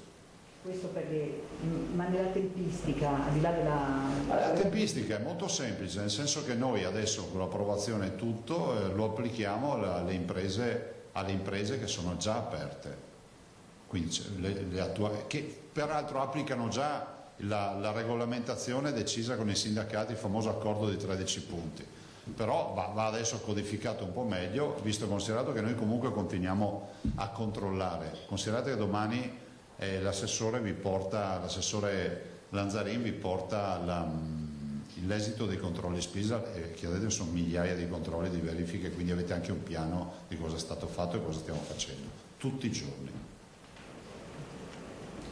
Emiliano? Presidente, ricordo male, buongiorno. Oggi scade il piano Marshall sanitario, quello famoso? No, non è oggi, no. È il 22? No, nel senso che si va avanti con la formazione e la scelta strategica è quella di continuare con questa modalità. Pian piano gli ospedali torneranno alla normalità, da lunedì, se Dio vuole, Schiavonia aprirà il punto nascita, e questo è un bel segnale, e dopodiché pian piano è confermato lunedì mattina Schiavonia aprirà il punto nascita, e quindi vorrei dire a tutti quelli che hanno fatto i catastrofisti, no? 21 febbraio, 21 marzo, 21 aprile, quanti ne abbiamo lunedì? 13 più 7, 20, 60 giorni, siamo già alla ripartenza con gli ospedali. E quando li abbiamo chiusi aveva detto sarà una questione di qualche mese, ma è una questione di qualche mese, perché sapevamo già quale sarebbe stato comunque il decorso, viste e considerate le curve degli altri paesi. Vai Carlo. Grazie. Allora, prego, scusa, mi ero dimenticato di là. No, due domande. Ieri ci siamo fondamentalmente lasciati con scritto do ai Veneti 24 ore di tempo, dopodiché decido per la questione dei 200 metri, quindi... No, stiamo osservando, guardate, non è una questione da scolaretti, da tirate dalle orecchie. Io penso solo che la stragrande maggioranza dei veneti che sono con la schiena diritta e rispettano le regole. Per colpa di qualcuno non è che si può mettere a repentaglio la vita di persone che rispettano le regole. Sapete, molti cittadini scrivono e invocano che ci sia il rispetto delle regole. Penso che questo sia un grande segno di civiltà, e soprattutto ragazzi mi scrivono di questo. Io resto assolutamente stupito di molti ragazzi che mi dicono guarda, cioè, dovete pretendere che rispettino le regole. Quindi l'appello che faccio a chi? Lo faccio a chi vorrebbe o avrebbe la tentazione di non rispettare alcune regole, di farlo nell'interesse personale e nell'interesse di tutti. Quindi al momento l'ordinanza resta quella che è.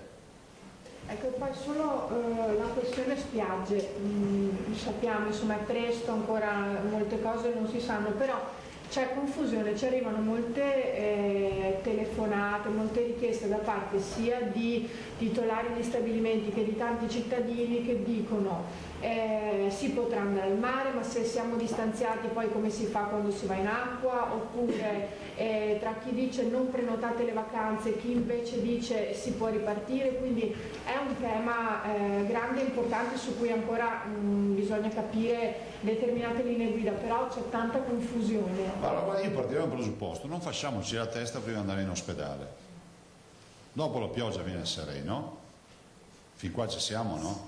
Boh. Allora, io non faccio parte di quelli che pensano che sarà un disastro e non faremo più niente. Il turismo è messo in ginocchio, sta soffrendo, è la più grande industria che abbiamo in Veneto, 18 miliardi di fatturato, bisogna pensare assolutamente al turismo, però vedo anche tanti operatori che non hanno ancora gettato la spugna, che insomma qualche speranza è giusto mantenerla per pensare alle spiagge. È l'impegno che dobbiamo prenderci tutti per primi, che se voglia fare un giorno di vacanza andiamo a farlo in spiaggia, in montagna, al lago, alle terme, nel Polesine, in tutti i posti che ho dimenticato, per dare una mano al nostro turismo, punto. Guarda, ieri parlavo, ma lo posso anche dire, cito la fonte, abbiamo fatto una videoconferenza e c'era il consigliere Calzavara nostro, che è un noti albergatore di Jesolo. Dicono che hanno un fenomeno che giustamente io non conoscevo, dicono che i turisti tedeschi che hanno già tutti prenotato, perché capite che è un turista che si è molto fidelizzato e per noi è come la loro famiglia italiana, no? C'è l'albergatore, da sempre ci vengono, sia nei campeggi che negli alberghi, mi dice, hanno disdettato per il 7%.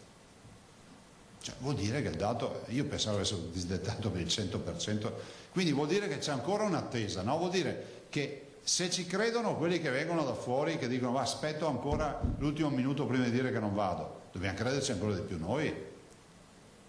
Dopo è inquietante sta storia del plexiglass, ma chi è che si mette dentro in un box? È scicotto dopo un'ora che sei dentro in quel box lì. Io capisco la creatività, ma avete presente andare in spiaggia sotto l'ombrellone in un box di plexiglass dove non tira neanche un pelo di aria? Facciamo le saune sotto il sole? Sì, allora ha un senso. Mi scusi, solo l'ultima. Vai. Nel momento in cui si dirà ad esempio a questi turisti tedeschi che possono venire tranquillamente a trascorrere le vacanze nella nostra... Ma possono? Chi è che ha detto di no? No, dico, significa che tutti potranno andare un po' dappertutto a questo punto. Sì, ma per la proprietà transitiva, cambiando l'ordine di fattori, il prodotto non cambia, ognuno va in giro, ma tutti vanno in giro. La battaglia del pane arriva, Promessi Sposi era questa, no? In piazza a Milano che nessuno vedeva nulla, tutti sono alzati in punta di piedi per guardare e tutti ovviamente non vedevano nulla. Vado un attimo, allora cominciamo con la collega Banzani. Qua abbiamo l'uomo di cultura, citazione sbagliata, Filippo. Alle scuole serali insegnano che era l'assalto ai forni. Sì, la rivolta del pane era. La rivolta del pane, no? Assalto ai forni. Sì. Buongiorno. Prima domanda, sono due domande. I passeggeri di autobus e vaporetti sono stretti come sardine in scatola anche a causa dei tagli delle corse. Sono previste o lei prevederà sanzioni per le aziende di TPL che non garantiscono la distanza di sicurezza? No, guardate, noi dobbiamo garantire intanto le corse, questo è poco ma sicuro, sia a livello regionale che a livello comunale. Questo è fondamentale. E capiamo che se la ripresa dovesse concretizzarsi col mese di maggio vuol dire che avremmo avuto 2 mesi di buco sostanzialmente nel trasporto, perché comunque c'è stata moria fortissima di linee ma anche di frequentatori dei mezzi pubblici. E dall'altro qualcuno mi dice ma nell'ordinanza c'è scritto 2 metri, sì, l'ordinanza parla di buon senso di 2 metri, non è che uno gira con l'asta di legno di 2 metri e dice liberi tutti, no? Distanti tutti, scusate. Dopodiché ci sono delle condizioni nelle quali bisogna anche stare al di sotto dei 2 metri, ma c'è una condizione fondamentale, la mascherina. La mascherina risolve tutti questi dubbi che abbiamo. E quindi dove non c'è il droplet, dove non c'è la distanza che si può rispettare, ci vuole comunque la mascherina, ma la mascherina ci vuole comunque sempre. Seconda domanda sempre sulla ripartenza, quindi varrà solo per le imprese già aperte? Non c'è un piano Veneto per aprire anche le altre, anche soltanto come proposta, essendo la riapertura una competenza statale? Noi avevamo proposto di partire con delle sperimentazioni, ma oggettivamente non è che possiamo fare le sperimentazioni a maggio. Immagino che forse qualcuno si aspetta anche che sia più di una sperimentazione, no? Se i dati sono buoni. Poi guardate, io penso che come si è chiuso gradualmente bisogna anche aprire gradualmente. Da un lato puntualmente nelle singole imprese sento imprenditori che mi dicono fateci riaccendere i motori pian piano, non vi chiediamo domani mattina tutto pieno, ma fateci riniziare. Dall'altro è anche vero che la gradualità deve andare anche in base ai territori. Se ricordate, noi siamo stati la prima regione che ha avuto il primo morto della storia italiana, il signor Trevisan, per Covid, e siamo stati la prima regione assieme alla Lombardia ad avere la prima quarantena, le prime 2 aree rosse, i 10 comuni di Lodigiano e Vo. Poi si è chiusa pian piano tutta l'Italia, è ovvio che poi se c'è qualcuno pronto per riaprire è giusto che riapra. Se aspettiamo l'ultimo contagiato che diventi negativo, passa anni, perché nel nostro modello ci dice che già a luglio abbiamo ancora qualche paziente che sarà infinitesimale, sarà residuale per la storia dell'emergenza coronavirus, però ci saranno anche in quel periodo. Cristina Sacomuzzo, giornale di Vicenza, domanda veloce: che tempi ipotizza per l'incontro con categorie e associazioni di impresa? Qualche giorno, lo faremo ovviamente in videoconferenza, c'è l'assessore Lanzarin che si sta attrezzando, però prima dobbiamo avere tutto il materiale. Il collega Domenico Basso fa una domanda che è anche una proposta: si può fare un punto stampa con tutto il nostro staff scientifico, Ledani, Palù, Crisani? Dovremmo fare videoconferenza perché noi non facciamo, noi ormai siamo come se siamo una famiglia, quindi o tutti malati o tutti sani, però mischiare popolazioni e comunità diverse non è tanto indicato in questo momento. Il collega Fioretti invece parla di una categoria particolare che sono i locali legati alla e discoteche? No, è un altro collega, arriva dopo. La prima domanda di Fioretti, QDP News, è: la situazione delle scuole è molto incerta, qualora le scuole riaprissero a maggio o a settembre-ottobre, che decisione prenderebbe lei se fosse capo del governo per far rispettare le distanze nelle aule, nei laboratori, palestre, entrate e uscite? Allora, ne abbiamo parlato prima. Io direi intanto di affrontare il problema a settembre. Poi considerate che il mondo scientifico ci dice che un ritorno di fiamma negativa lo dovremmo avere a ottobre-novembre. Questo spiega per il motivo per cui io ho sempre detto è una follia pensare a una sessione di elezioni in quel periodo, perché finisce che non si può più votare in questo periodo, in questo paese, ma non importa.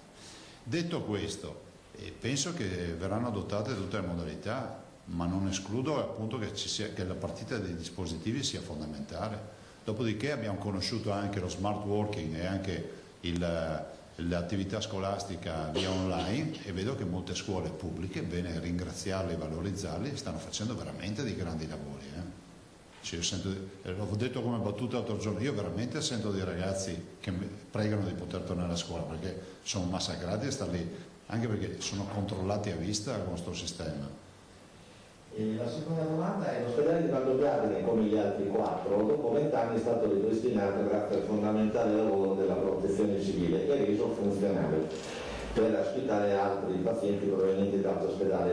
Per caso, qualora fosse necessario, la Regione e l'US hanno pensato a una fase 2 per far sì che questi ospedali possano essere restituiti alla comunità e non chiusi di nuovo? No, guardate, assolutamente no, nel senso che questi ospedali restano nostri, non sono a norma, perché hanno bisogno di interventi poderosi perché hanno il problema della sismicità e quant'altro, restano dei polmoni in caso di necessità. Abbiamo fatto bene a tenere, forse qualcuno dovrebbe anche pensare che se li abbiamo riattivati in 10 giorni vuol dire che sapevamo che li avevamo mantenuti bene fino ad oggi, no? Perché per aver riattivato strutture chiuse da una decina d'anni in 10 giorni forse qualcuno qualche domanda deve farsela. sapevamo che ce li avevamo, abbiamo ben coscienza, noi abbiamo un piano scritto nero su bianco e questi restano dei polmoni, poi potremmo pensare ad alcune soluzioni, ma sono sempre, come si può dire, transitorie, perché la loro destinazione è quella dell'epidemia, è quella della tragedia, è quella dell'emergenza estrema. E avete visto che abbiamo allestito la bellezza di 740 posti letto in questi ospedali. Quindi non voglio sentir parlare di sprechi, ma questi non hanno capito niente, ma si chiude, erano pronti, perché in quegli ospedali non si può fare attività ospedaliera in questo momento e per farla non ha nessun senso. Stiamo parlando di ospedali con 150, 110, 200 posti letto al massimo, cioè vuol dire una dispersione, e che specializzazione può portare in un ospedale con 200 posti letto? La deroga vale solo per l'emergenza. Sì, la deroga, giustamente mi ricorda il tecnico, che è anche ingegnere, oltre ad essere assessore, vale solo per la fase emergenziale. Non è che abbiamo commesso un reato pensando di portare 720 letti, vale solo nella fase emergenziale. Ecco, le ultime domande sono sul settore dell'entertainment, che sta soffrendo in modo terribile, scrive il collega Fallica che segue il settore. E appunto, cosa si pensa di fare per un settore che conta migliaia di persone impiegate? Seconda domanda, ci saranno criteri di distinzione fra bar e locali notturni, perché i bar sono affollati fino a tarda ora? Il distanziamento come potrebbe avvenire? Terzo, ci sono anche le sale da gioco che rischiano di non vedere rinnovati i contratti, potranno riaprire con distanziamento? Guardate, questi sono tutti quesiti che bisogna girare per competenza al governo, perché non compete a noi riaprire le sale da gioco piuttosto che le discoteche, i bar o i ristoranti. Certo è che il terziario dei servizi come questo paga forse uno scotto inimmaginabile, perché poi oltre ad avere il problema del blocco c'è anche il problema della contraddizione in termini, perché comunque il business è dato dall'affollamento, cioè è una base, se ci pensate, sembra quasi una contraddizione. In un momento in cui si parla di distanziamento sociale ci sono delle attività che rischiano di non essere più attività, e quindi io veramente auspico che a livello nazionale si pensi a queste categorie, perché sono veramente in difficoltà. Tra l'altro sono categorie che hanno fatto un sacco di investimenti e sono categorie dove ci lavorano un sacco di ragazzi che, come è accaduto anche a me, che mi sono pagato l'università lavorando in questo mondo. E è un mondo che penso che dia lavoro a migliaia di persone. L'ultimo giro, poi gli diamo la parola all'assessore Bottaccini e all'assessore Lanzarini. Presidente, lei nel momento più acuto della crisi disse: se potessi riavvolgere il nastro ripartirei dagli anziani. Ah sì? Ecco, e adesso in questo inizio di fase 2 non sarebbe forse il caso, questa è la domanda, di rivolgersi proprio alla terza età, di non dico imporre, però comunque dare delle regole agli over 65, in particolare perché l'economia non si può fermare, la gente deve tornare a lavorare, però magari sono loro poi quelli più esposti, quelli che poi rientrano le terapie intensive e quelli che rischiano in assoluto. Quindi delle misure ad hoc per queste persone. Sì, non fateci dire tutto, abbiamo anche questo. Tranquillo, uscirà. Posso chiederle, Presidente, le casse regionali sono in salute, sono in sofferenza in questo momento, ricordo bene le varie cifre spese, le argite, esatto. Volevo fare un punto. No, guardate, siamo a 47 milioni di euro raccolti, però noi siamo assolutamente in tensione forte, perché io ho dato un mandato di spendere e di comprare le migliori attrezzature. Considerate che noi abbiamo allestito 825 terapie intensive e abbiamo una capacità in una settimana di mettere in piedi altre 100, quindi abbiamo 210 persone in terapia intensiva, più quelli ovviamente non Covid. Però lo stress test è forte perché dovete pensare che oltre a questi quasi 100 milioni di euro che abbiamo speso abbiamo il problema, o anche di più, poi abbiamo il problema di tutto il personale che è stato assunto in via straordinaria, che viene ovviamente regolarizzato e stabilizzato, scusate. E poi l'altro tema, per darvi un esempio, il buco che si è creato nel trasporto pubblico locale. Il TPL basava, non so, forse l'80% o no, non mi ricordo più la percentuale del bilancio era basata sugli abbonamenti, sui biglietti, sui contratti, e quindi il contratto di servizio. Quindi anche lì abbiamo una voragine. Guardate, io sto tenendo assieme ai miei assessori assolutamente la barra dritta, non abbiamo intenzione di applicare tasse, però vi dico che non sarà facile, cioè il mandato lo si chiuderà così, cioè il buco c'è il buco, le spese ci sono, e considerate che noi non preleviamo dalle tasche dei veneti da 10 anni tasse regionali, siamo l'unica regione in Italia che fa questo.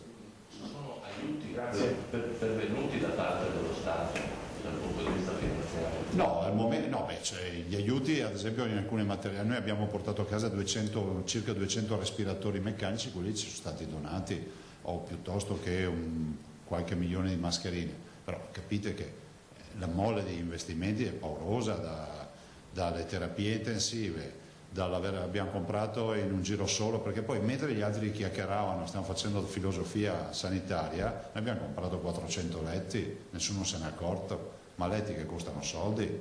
Abbiamo comprato un camion di ventilatori della Svizzera, ci abbiamo messo 10 giorni a riuscire a portarcelo a casa, perché tra un po' andavano a prenderselo a piedi, però alla fine siamo riusciti a trascinarcelo a casa.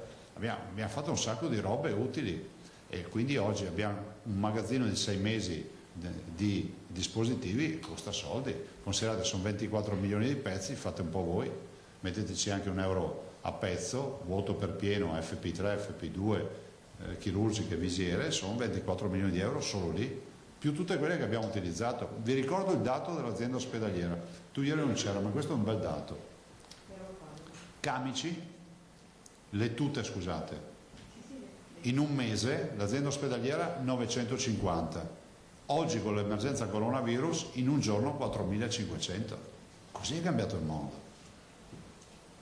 E quindi poi un sacco di spese per riattare tutti gli immobili che abbiamo rimesso in funzione, i traslochi, gli spostamenti, ce n'è molto. Bene, io darei la parola ai due assessori. Ancora una domanda. L'ultima, mi segnalano dallo studio che stanno arrivando molti messaggi di persone che hanno ordinato le mascherine su Amazon e vengono bloccate alla dogana. Non so, a me sono arrivate, non so, ma quante mascherine hanno comprato? Non so, ci stanno arrivando. Però molto probabilmente c'è sempre il tema dell'ordinanza ed è quello che io continuo a dirvi, cioè bisogna fare in modo che ci sia la revoca, anzi io faccio appello al governo per l'ennesima volta, dopo 20 giorni che lo sto dicendo tutti i giorni, se ci sono le agenzie di stampa ci danno anche una mano a valorizzare questo appello, che si revochi urgentemente l'ordinanza che sequestra, che dà il modo di confiscare o di bloccare quantomeno le mascherine chirurgiche. Se il dubbio è sussiste per gli altri prodotti, almeno le mascherine chirurgiche, che è proprio la base della prevenzione. Questo lo facciamo nell'interesse dei cittadini. Io dichiaro ufficialmente che la sanità del Veneto, e secondo me neanche le altre sanità, hanno l'emergenza delle mascherine, perché si trovano sul mercato, noi le troviamo per i nostri ospedali. Tanto è vero che io vi ho detto un giorno in conferenza stampa, dite a tutti che non ci chiamino più, perché ci spiace anche rispondere sempre di no, ma non ci servono più mascherine nella sanità. Adesso diamole al popolo queste mascherine. Grazie. Grazie. Buona giornata ragazzi. Grazie. Chi comincia? L'assessore Natalini, poi l'assessore Montacinque, ci danno qualche notizia su schermo.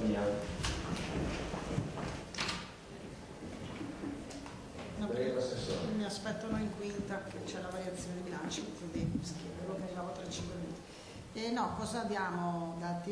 Allora, i dati sulle case di riposo, ho sentito nella riunione stamattina con i DG, ci hanno detto a voce gli ultimi dati, io credo che quindi per domani vediamo la tabella conclusiva con tutti i dati, insomma è inutile che adesso vi elenchi perché insomma ci hanno comunicato a voce stamattina gli ultimi dati che vanno in linea comunque con quanto abbiamo dato e detto l'altro giorno. Credo che per domani riusciamo anche a darvi una prima tabella per quanto riguarda le comunità per disabili, dove ci sono anche forti concentrazioni, penso, infatti ne abbiamo parlato con il DG Scibetta stamattina, penso all'OMSAT a Rumano, quindi insomma dove sappiamo ci sono tantissimi disabili, però ad oggi insomma i dati, da quello che dicono, sono dati confortanti avanti sotto questo punto di vista. Chiaramente, come abbiamo detto ieri, lo screening che è stato messo in atto è uno screening appunto che vede il test rapido e poi il tampone per la diagnosi finale, e abbiamo visto insomma che è una procedura che sta dando i risultati, insomma, buoni risultati. Per quanto riguarda invece altri dati, non saprei, ditemi voi se avete qualche domanda specifica. Domande specifiche sulla sanità in particolare? No, sui controlli Spisa. Sì, i controlli li diamo domani, ha detto il Presidente, però le USL ogni giorno tramite i propri team escono, e quindi ogni azienda sanitaria poi a sera ci dà resoconto, li stiamo raccogliendo e domani vi diamo il dato finale, sia quello giornaliero sia quello che abbiamo accumulato fino a questi giorni, e vi assicuro insomma che sono tanti, insomma, quindi abbiamo tantissimi controlli, con delle aziende che fanno più controlli anche perché hanno più personale probabilmente rispetto ad altri che ne fanno meno, però finora insomma i controlli sono controlli che hanno manifestato che sono rispettate le misure che sono indicate, quindi distanziamento, la protezione, i guanti, il DPI, quindi mascherine e quant'altro. Ma nel protocollo di intervento dello Spisa, se nota delle irregolarità, si arriva fino alla chiusura oppure è semplicemente una segnalazione? C'è la segnalazione, c'è tutta una procedura composta insomma prima di arrivare alla chiusura, comunque, che è stata poi comunque redatta dagli Spisa e dalla prevenzione. Quindi non ci sono state chiusure? No, non ci sono state segnalazioni di questo tipo. Tornando di nuovo un attimo sui test serologici, nel momento in cui si riuscisse ad avere la gente che manca, di cui parlava il Presidente, quanti se ne potrebbero fare al giorno? Perché spesso è invocata come la soluzione anche per la sicurezza appunto nelle aziende. Ma con il materiale credo che non ci siano limitazioni, perché poi sono prelievi di sangue, quindi che possono fare i nostri laboratori, dove siamo attrezzati in tutte le aziende. Il problema è appunto il reperimento del materiale, che oggi insomma è difficoltoso.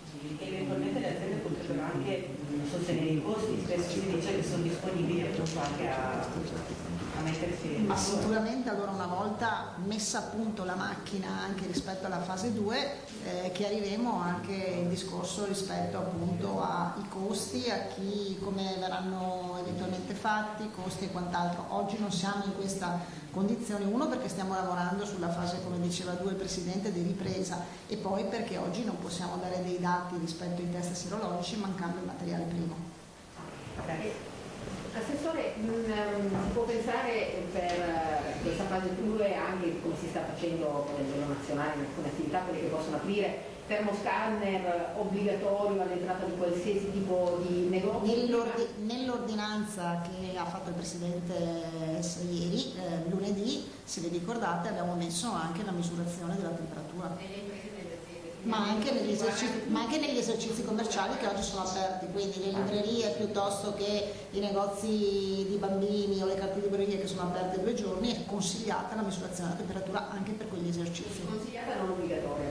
Consigliata, sì. E dopo un'altra cosa, rispetto al piano per la terza età e la ripresa anche degli over 65 e dei settantenni, più o meno a livello nazionale si dice appunto già che saranno gli ultimi a poter uscire, quindi per loro il lockdown durerà, e più o meno questa insomma la linea che voi adotterete, oppure ci può anticipare qualche altra misura che riguarda la vaccinazione? Non posso anticipare niente, ma perché appunto stiamo lavorando anche con team multiprofessionali su queste materie. Mi sembra sia chiaro che abbiamo sempre detto, insomma, e anche ne prova il discorso legato alle case di riposo, che questo purtroppo è un virus che attacca con maggiore facilità le categorie più a rischio, più deboli, quelle più su dell'età, ma che anche croniche e quant'altro, e quindi è chiaro che rispetto a queste categorie vanno individuati dei percorsi ben definiti. Assessore, scusi, siete sempre allo studio di un piano per, si ricorda, accompagnare, io rimango sempre un po' in attesa, dopo l'uscita insomma dei ricoveri, quindi si ricorda che toccavamo tempo fa questo piano, accompagnare quindi chi è stato ricoverato, l'uscita, perché ci sono molti sintomi e si ricordano. No, cioè rimane, è chiaro che la persona che viene dimessa e può tornare al proprio domicilio poi viene ancora per un periodo seguita dai SISP, dai servizi igiene sanità pubblica territoriali, che sono quelli che prendono anche in carico per quelli che sono a casa, che rimangono a casa perché hanno sintomi lievi, e quindi è chiaro che vengono seguiti da questi, e anche con i medici di medicina generale, ricordiamolo, che sono quelli insomma che sia nel pre-triage, poi nella continuazione delle persone che sono a casa e anche per il post, insomma l'accompagnamento diciamo all'uscita completa, insomma fanno parte insomma di questa catena. Bene, l'assessore Bottaccini, per quanto riguarda gli arrivi dal Kuwait degli aerei, a quale aereo siamo, assessore? Ha cambiato stato, Carlo. È rimasta da guerra dei Golfi. Allora, intanto una comunicazione di servizio che forse può essere utile. Per quanto riguarda le ordinanze, noi abbiamo attivato una mail che si chiama covid.chiarimenti@regione.veneto.it, covid.chiarimenti@regione.veneto.it, e eventualmente c'è sempre il numero verde della Protezione Civile regionale che è 800 99 0009. Siccome tanti ci chiamano, ci chiedono chiarimenti, così abbiamo attivato questo tipo di servizio. Mi ha appena scritto un sindaco che sta seguendo la conferenza stampa, che ha detto che lui ha ordinato 22.000 mascherine e sono arrivate dalla Cina senza problemi. Quindi questo è ulteriore conferma del fatto che mascherine ce ne sono. Ospedale da campo del Qatar. Sta atterrando a terra fra qualche minuto, in teoria il quarto volo.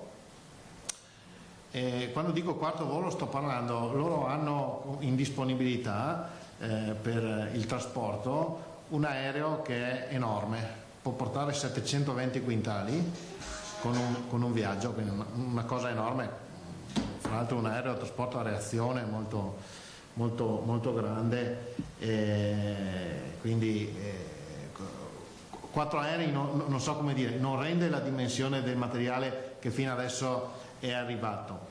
E quindi sta atterrando il quarto volo all'aeroporto di Villafranca in questi minuti, ma nel frattempo nei giorni scorsi la Protezione Civile si è già attivata per iniziare i trasporti verso Schiavonia e per l'appostamento del cantiere a Schiavonia.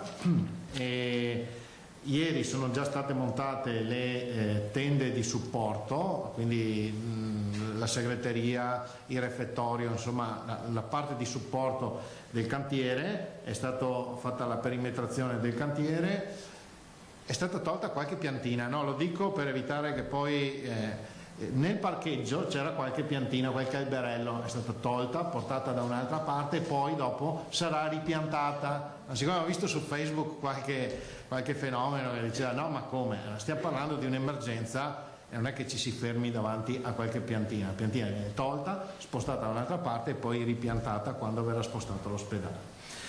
E oggi lavoreranno nel cantiere da qui fino al termine più squadre. Oggi ci sono 2 squadre in parallelo, una che inizia il montaggio del blocco più grande, quello da 3.200 metri quadri, il blocco centrale, e in parallelo c'è una squadra un po' più piccola che inizia il montaggio di uno dei 2 blocchi da 600 metri quadri. Ci siamo dati come obiettivo per il termine di tutta la struttura il 12 di maggio. Ripeto, non è la classica tenda che siamo abituati a vedere, no, quando si parla di ospedale da campo. È una struttura sicuramente spostabile, ma di una consistenza importante, perché dicevo prima appunto quell'aereo porta 720 quintali a viaggio e ne ha già scaricati 4 di viaggi. Non so se ce ne sarà un altro, questo lo sapremo appena atterra il quarto volo. Se ci sono altre domande. La domanda la faccio io a nome di tutti, i colleghi ti leggono nello sguardo, ti chiedono già quando potremo venire a dare un occhio ai lavori, fare un punto stampa sul posto, tanto lo so già che quando lo decide Carlo. Me lo chiedono. C'è una domanda di Dalmasio, non c'entra magari frequento l'ospedale, chiedo scusa ai colleghi, ma mi dice oggi dovrebbe essere approvata la legge olimpica, è un segno di speranza, di rinascita anche questo secondo lei, visto che lei è bellunense. Sicuramente sì, no, so che oggi c'era quel voto là alla Camera e quindi questo è sicuramente un aspetto positivo e credo che faccia bene a tutti quanti vedere le cose positive. Dopo per il resto non so cosa volesse dire Del Mas. Pensavo che mi chiedesse dell'ospedale di Valdobbiadene, di solito come viviamo questa cosa, insomma, con un simbolo di speranza. Sì, ecco, sugli ospedali, ribadisco quello che ha detto il Presidente, sugli ospedali riattivati, perché qualcuno me l'ha chiesto, allora siccome il Presidente ha fatto un passaggio rapido, qualcuno dice ma li hanno riaperti ma non sono a norma. C'è una legge dello Stato, un decreto del Presidente Conte che dice che per tutta la durata della fase emergenziale si può andare in deroga sulle norme sismiche e impiantistiche, il che non vuol dire che stanno crollando, ok? Però siccome gli aggiornamenti sismici sono stati fatti gli ultimi nel 2009-2010, questi sono stati costruiti prima, non sono come dire, perfettamente adeguati, ma gli impianti funzionano tutti, funziona tutto. Il giorno dopo ovviamente non potranno più essere utilizzati come strutture ospedaliere. Lo dico a beneficio del cittadino che lo chiede e anche me l'ha chiesto qualche volontario che dice ma noi stiamo presidiando questi ospedali, sono presidiati tutti, stiamo presidiando questi ospedali, però qualcuno mi dice siccome non sono a norma non li apriremo mai. Allora, noi speriamo di non aprirli non per questo motivo qua, ma perché non servano, però durante la fase emergenziale possono essere assolutamente utilizzati. Ingegnere Assessore, prosegue anche. Era meglio l'altro. So che perché ho fatto più fatica e dura tutta la vita. So che fa più piacere sentirsi dire ingegnere, però mi perdono comunque. Assessore, ieri aveva colpito anche il discorso dello svuotamento dei magazzini del prodotto finito. Prosegue questo discorso? Sì, l'ha detto prima il Presidente, ci stiamo lavorando. Grazie. Scusa, Assessore, io ho capito questa roba dello smaltimento delle giacenze. Cioè, ci stiamo lavorando. Sì, no. E quindi quando sarà pronto il Presidente ti spiegherà tutto. No. In attesa di aver finito di lavorare, non è automatica la possibilità da parte dell'impresa di smaltire le giacenze? Se l'impresa non può aprire e non può, quindi non hai i dipendenti che vanno ad aprire i capannoni, è evidente che no. Ma anche in seguito ai presidi, tutto quello che è il discorso di sicurezza in generale? No, ma la domanda che faceva lui era, ma se io ho un'impresa, non è che posso smaltire quello che ho in magazzino, ma se io ho un'impresa che il decreto Conte dice che non può essere aperta, quindi l'operaio, anche il magazziniere, non può andare a aprire il portone, non può fare le bolle di scarico del magazzino e di trasporto per chi viene a prendersi la roba, cioè è chiusa, il cancello è chiuso, quindi non si può entrare. Cerchiamo di potenziare una possibilità già prevista dal DCM. A cosa faceva riferimento? Alla possibilità appunto per alcune aziende di svuotare, di non aprire ma di svuotare i magazzini. Se la stiamo studiando e ci stiamo lavorando, però la presenterà il Presidente credo domani, noi prossimi, non so quando abbiamo finito di lavorarci, perché non è una cosa semplice. Grazie. E buon lavoro.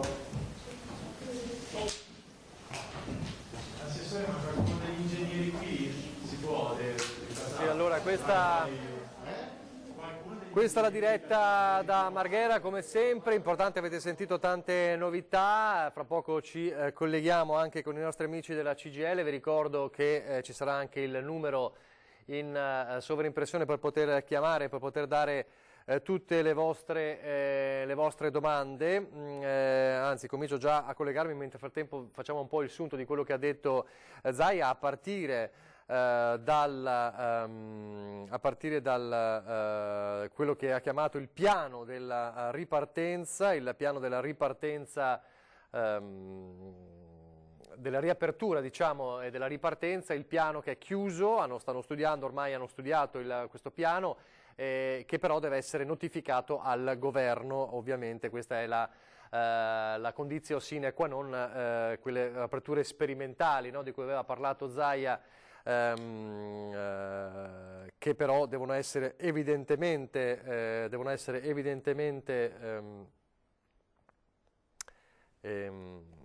vidimate dal governo, non è certo la Regione che può decidere sulla questione delle aperture, se non appunto con l'ok del governo. Adesso ci stiamo collegando con, abbiate pazienza, ci stiamo collegando anche con Paolino Barbiero, lo vedo, gli diamo l'ok, eccolo qui, aggiungiamo Monica Giomo, scusate siamo in diretta e poi andiamo con gli amici della CGIL, nel frattempo dovremo avere, eccolo lì in diretta, il numero per chiamare. Faccio un'ultima questione tecnica, apriamo tutto e abbassiamo qua. Eccolo qui. Allora intanto saluto e ringrazio Paolino Barbiero, CGIL di Treviso, buongiorno. Buongiorno a tutti i telespettatori di Antena 3. Benissimo, quindi sound check fatto anche con Paolino. Parleremo anche con Monica Giomo, amministratore delegato di Servizi Treviso SRL, buongiorno. Buongiorno a voi. E poi la vediamo dietro, poi si daranno il cambio, Giuliana Maffei, responsabile fiscale provinciale, sempre di Servizi Treviso SRL, buongiorno. Buongiorno. Buongiorno dalla distanza, da lontano, dopo ci daremo il cambio, ovviamente dobbiamo rispettare quelle che sono chiaramente le distanze di sicurezza, ma parleremo con voi tre. Solo per fare un piccolo punto, un piccolo riassunto, allora il piano ripartenza, magari adesso ne parliamo anche con Paolino Barbiero, il piano di ripartenza che verrà portato al governo, poi ha detto tra le cose non sono d'accordo con la riapertura, eventuali ipotesi delle scuole, le scuole devono restare chiuse, ha dato anche due importanti elementi che riguardano la sanità e la tenuta della sanità, cioè che il numero di trapianti di questo anno ha superato addirittura quello dell'anno scorso, quindi la sanità da quel punto di vista ha retto in modo importante nonostante l'emergenza. Una novità importante e una buona notizia è che da lunedì a Schiavonia, all'ospedale di Schiavonia, che è il Covid Center, riapre il punto nascite. C'è questa ordinanza anche svuota magazzini di cui si è parlato, che è in elaborazione, ma ecco Barbiero, partiamo da lei e poi andiamo subito con Monica Giomo.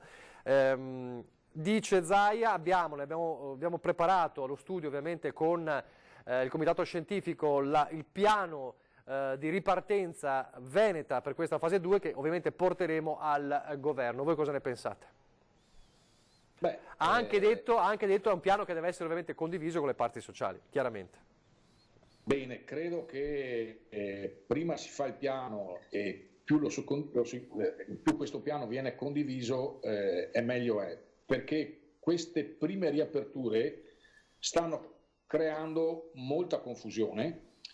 Ci sono aziende che hanno riaperto, dopo che hanno cominciato a produrre si sono fermate perché c'era il pezzo di filiera che non faceva arrivare la componentistica.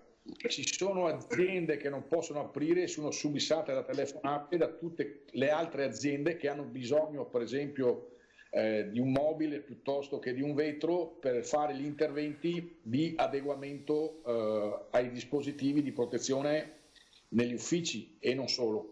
Quindi bisogna che questo piano riapertura parta da un presupposto in cui le filiere devono chiudersi, altrimenti non si finisce il prodotto, non si consegna, specialmente quelli che sono necessari a far sì che tutte le altre strutture che apriranno più avanti abbiano tutte le strutture a posto in termini di protezioni, che non sono solo le mascherine, i guanti e i gel che stanno arrivando, ma anche i locali, gli spazi, che è una cosa non da poco conto rispetto alle prime indicazioni che sono uscite dal governo. La cosa importante che Zaia ribadisce, che poi condividiamo, è che le aperture vanno fatte rispettando le regole dell'accordo del 14 marzo, cioè quei punti sulla sicurezza. Ed è chiaro che qui va ripensata a 360 gradi l'organizzazione del lavoro, quindi turnazioni laddove non si facevano turnazioni, spazi ristretti che dovranno essere adeguati e non è detto che li puoi adeguare immediatamente. Quindi c'è un lavoro enorme da fare, prima si comincia ad avere un piano strategico e meglio è. Aggiungo subito, poi passo la parola a voi, che proprio poco fa è arrivato il comunicato stampa dell'INPS che sostanzialmente evidenzia come in questi giorni per il Veneto sono pervenute 320.000 domande di bonus Covid, quindi le indennità dei 600 euro per capirsi, e che 244.000 sono già state pagate. Questo lo dico perché durante le festività i dipendenti dell'INPS hanno lavorato per fare questa cosa, perché delle volte mi pare che questa logica di sparare sulla Croce Rossa sia sbagliata. Cioè, l'INPS sta facendo un lavoro importante, lo sta facendo in una situazione inedita in cui organizzare una macchina dalla mattina alla sera non è semplice per nessuno. Aggiungo anche che sono pervenute in Veneto complessivamente 14.000 domande di cassa integrazione ordinaria e 5.000 in pochi giorni sono già state processate, quindi sostanzialmente vanno in pagamento. Sentivo molte trasmissioni che fanno i riferimenti con gli altri paesi.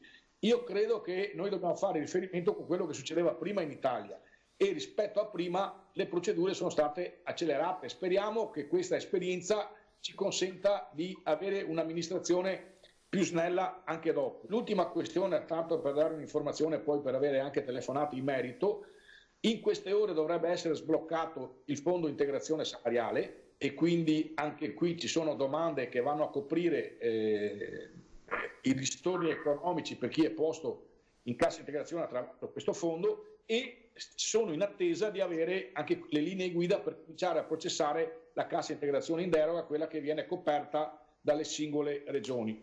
È un lavoro importante anche perché l'altro pezzo che avevo detto la settimana scorsa, quella parte di pagamenti diretti che le imprese fanno, se come abbiamo visto pervengono in modo corretto e adeguato l'ISR 41 con tutte le indicazioni necessarie che devono fare i vari intermediari, anche queste pratiche sono già state a essere introdotte dentro il sistema, per cui le aziende avranno il conguaglio in tempi reali. Allora, si può sempre fare meglio, ma credo che nella situazione data il grande sforzo che è stato messo in campo dall'INPS rispetto anche al confronto che sta avendo con le confederazioni a livello nazionale sia positivo. Poi rimangono aperte una serie di altri problemi, una serie di ritardi, per esempio sulle pensioni da erogare, sul fatto che ci sono tutte le domande di inabilità e invalidità, visto che non c'è la commissione medica che può agire e vedere la persona. Stiamo vedendo come organizzare per fare anche questo da remoto. Io credo che appunto se alla fine convergiamo tutti sui problemi e proviamo a individuare soluzioni condivise, molto probabilmente diamo un servizio alla comunità. Poi è chiaro che se al posto di 600 euro erano 1000 euro siamo tutti più contenti. Tanto è vero che da quello che sappiamo nel prossimo decreto diventeranno 800. 800, sì, abbiamo avuto conferma da Baretta, dal sottosegretario Baretta stamattina. Magari per qualcuno saranno ancora pochi, però credo che questo sforzo iniziale vada apprezzato e tutti insieme dobbiamo capire cosa si può mettere ulteriormente, perché non dimentichiamo che c'è anche tutta la partita della solidarietà alimentare gestita dai comuni. Certo. Quindi gli strumenti sono in campo e stanno cominciando a funzionare. Allora, facciamo così, siccome vedo già una telefonata, prima di dare la parola a Monica che ci fa un quadro anche dell'attività della CAF, importantissima perché ci focalizzeremo proprio sulle scadenze fiscali e non solo. Sentiamo chi c'è il telefono, perché non so qual è la richiesta del nostro telespettatore. Buongiorno, con chi parliamo? Buongiorno, sono Giusy, a lei e a tutti i suoi ospiti. Giusy da dove? Da Treviso, da Dosson. Da Dosson. Ecco. Ci dica. Volevo chiedere che quando che dovevamo fare 7:30, ma quando che dovevi spostare, più che mese. E dopo un'altra cosa, mi spero che tutte le mascherine che arrivano da Cina, noi sia quelli che avevo visto sui cellulari dal Bangladesh, chi se tutti sentai per terra, chi se ha chi le piega in mezzo a sporcizia. Spero proprio che ne sia qui, perché ragazzi, mi ne comprerò quelli da Cina. Non so quelli che vengono altri, che se in farmacia, che se di qua e che se di là, da dove che vengono. Bisogna anche a mettere una sicurezza, insomma, per me no, che siamo tutti orgogliosi perché arriva 20.000, 30.000 mascherine, ma bisogna vedere anche da dove che arriva. Sbaglio? Cioè, signora, certo, una domanda, la domanda la si può porre, si presuppone che siano, c'è un comitato... Di preciso, perché non sapevamo nessuno. No, certo. Grazie signora Giusy, chiaramente ovviamente le maschere che arrivano poi devono avere anche una validazione scientifica per essere vendute. Allora, Monica Giomo, la domanda di Giusy comunque da Dosson ci introduce all'argomento fiscale, quindi scadenze eccetera. Attività del CAF che è sempre in fermento, ancorché virtuale. Allora, come procede, come sta andando, come va? Allora, va bene, nel senso che questa situazione di emergenza sanitaria ha fatto sì che chiaramente anche il CAF della CGIL si sia adeguato appunto a una nuova modalità operativa, quindi di fatto da fine febbraio, noi siamo sempre stati operativi, come abbiamo più volte ripetuto, a distanza, rispettando quindi quelle che sono le indicazioni del decreto del governo e chiaramente anche poi le ordinanze del governatore Zaia. Rispetto alle nostre attività di fatto le abbiamo portate avanti normalmente, utilizzando dei mezzi diversi, quindi le nostre sale d'attesa chiaramente non si sono riempite, abbiamo fatto in modo telefonicamente di parlare con tutte le persone che avevamo già in appuntamento sia nel mese di marzo ma anche nel mese di aprile, far sì che la persona che aveva una necessità fiscale, deve essere un ISEE piuttosto che una pratica di successione, un'assunzione di una colf di una badante o ancora chi magari è titolare di una partita IVA, qualsiasi tipo di esigenza l'abbiamo gestita appunto a distanza, facendoci inviare la documentazione via mail e supportando chiaramente il cliente in tutte le fasi previste che erano consuete nell'espletamento delle pratiche. È chiaro che questa nuova modalità operativa ci ha fatto anche venire a contatto con dei mezzi come quello che stiamo utilizzando oggi, Skype piuttosto che altri strumenti, e quindi però l'importante è non abbandonare il cittadino che in questo momento, che è già complicato e difficile sotto il profilo anche personale, umano, il fatto che non si può uscire di casa, abbiamo dato assistenza e continuiamo a farlo. Per quanto riguarda gli strumenti che abbiamo messo in campo, io ricordo che abbiamo un sito che proprio per questa necessità costante di informazione abbiamo rinnovato, lo monitoriamo e abbiamo implementato delle funzionalità nuove che consentono ai cittadini di porci dei quesiti che possono essere personali ma anche che possono andare bene per una platea maggiore. Faccio l'esempio, la signora Giusi ci parla di 730, sì. Nel nostro sito, nelle nostre pagine, le persone che hanno bisogno trovano tutte le informazioni inerenti al 730. A partire dal fatto che la scadenza è posticipata, non è più 23 luglio ma è 30 settembre, e noi ci stiamo chiaramente adoperando per dare questo servizio che sappiamo coinvolge, ci interessa un periodo molto intenso di attività. Però ecco, io posso assicurare a tutti coloro i quali si sono sempre rivolti al CAF della CGIL che a breve arriverà loro a casa un messaggio oppure una mail in cui gli daremo un appuntamento. Stiamo solo aspettando, e mi sembra anche abbastanza logico, perché vogliamo in primis tutelare i cittadini. Bisogna uscire di casa nel momento in cui il decreto lo prevederà. Oggi così non è, e quindi a partire probabilmente dal 4 maggio, con l'apertura della cosiddetta fase 2, saremo in grado di dare gli appuntamenti con tutte le misure di cui parlava anche Paolino prima, con il massimo rispetto appunto quanto è previsto e con tutti i DPI e le sicurezze. Però ecco, l'importante è sapere che noi ci siamo, possiamo essere contattati tranquillamente con i mezzi oggi che sono a disposizione. Posso chiederle come è stata la ricezione di questi mezzi da parte degli utenti? Insomma, è stata immediata? C'è stata qualche difficoltà iniziale? Cosa ne dicono? Cosa pensano? No, tranquillamente. No, diciamo che i mezzi sono stati bene accolti chiaramente, perché nel momento in cui una persona ha una necessità e non vuole perdere dei bonus, dei sussidi, dei benefici, tutte quelle pratiche che di fatto non vengono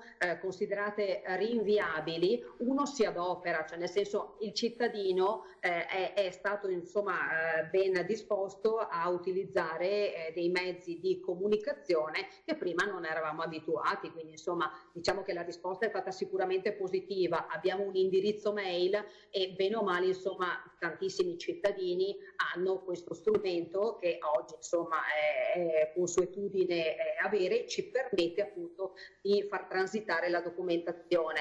Io però mi permetto, Nicola, di sottolineare a chi ci ascolta che data comunque la delicatezza della nostra attività, perché il fatto comunque di compilare delle pratiche di tipo fiscali, come possono essere adesso a breve anche le dichiarazioni dei redditi, abbiamo messo in campo uno strumento che è diciamo molto facile da usare, si chiama Digital CGL, è un'applicazione gratuita, basta scaricarla sul cellulare e da casa comodamente si possono fare le fotografie di tutti i documenti fiscali e noi le incameriamo per poter poi elaborare la dichiarazione dei redditi. Quindi nel sito uno trova tutte le indicazioni per poter fare questa piccola operazione, però è utilissima. Con un PIN, proprio perché c'è da tutelare ovviamente la segretezza dei dati, no? Assolutamente, la privacy, però abbiamo tolto anche dei passaggi diciamo in modo tale da agevolare proprio la persona che si accinge, anche chi non è molto esperto dei mezzi diciamo tecnologici, basta scaricare l'applicazione e ti consente di accedere e fare tranquillamente le operazioni e poi giustamente abilitarti e registrarti, quindi abbiamo agevolato il tutto per... Digita CGL, il cassetto fiscale. Allora vediamo chi c'è al telefono in diretta. Pronto?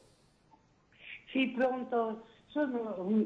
Mi chiamo Maria Graziella, buongiorno a tutti voi e ai suoi ospiti. Io sono di Eraclea, però sono con la CGL di San Donato di Piave.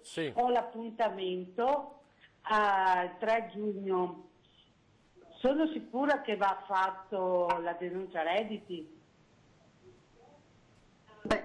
Posso rispondere io alla signora? Sì, chiaramente non posso rispondere per una struttura CGL che è comunque di un'altra provincia, però se la signora fosse, e immagino che insomma varrà anche per i colleghi di San Donà, chiaramente saranno in grado tranquillamente di darle il servizio. Ripeto, se la fase 2 prevederà la possibilità per i cittadini di uscire di casa e chiaramente recarsi fisicamente presso una sede CGL per fare questa pratica, lo si farà fisicamente. Diversamente ci sono i mezzi per poter inviare la documentazione e quindi comunque la signora verrà sicuramente contattata e la dichiarazione verrà gestita in una modalità piuttosto che in un'altra.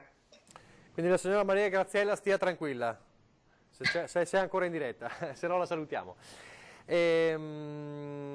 Allora stavamo dicendo appunto, ecco, in questo periodo insomma tante slittamenti, ecco, è una giungla difficile per l'utente dal quale districarsi. Qual è stata la richiesta più diffusa in questi giorni, queste settimane?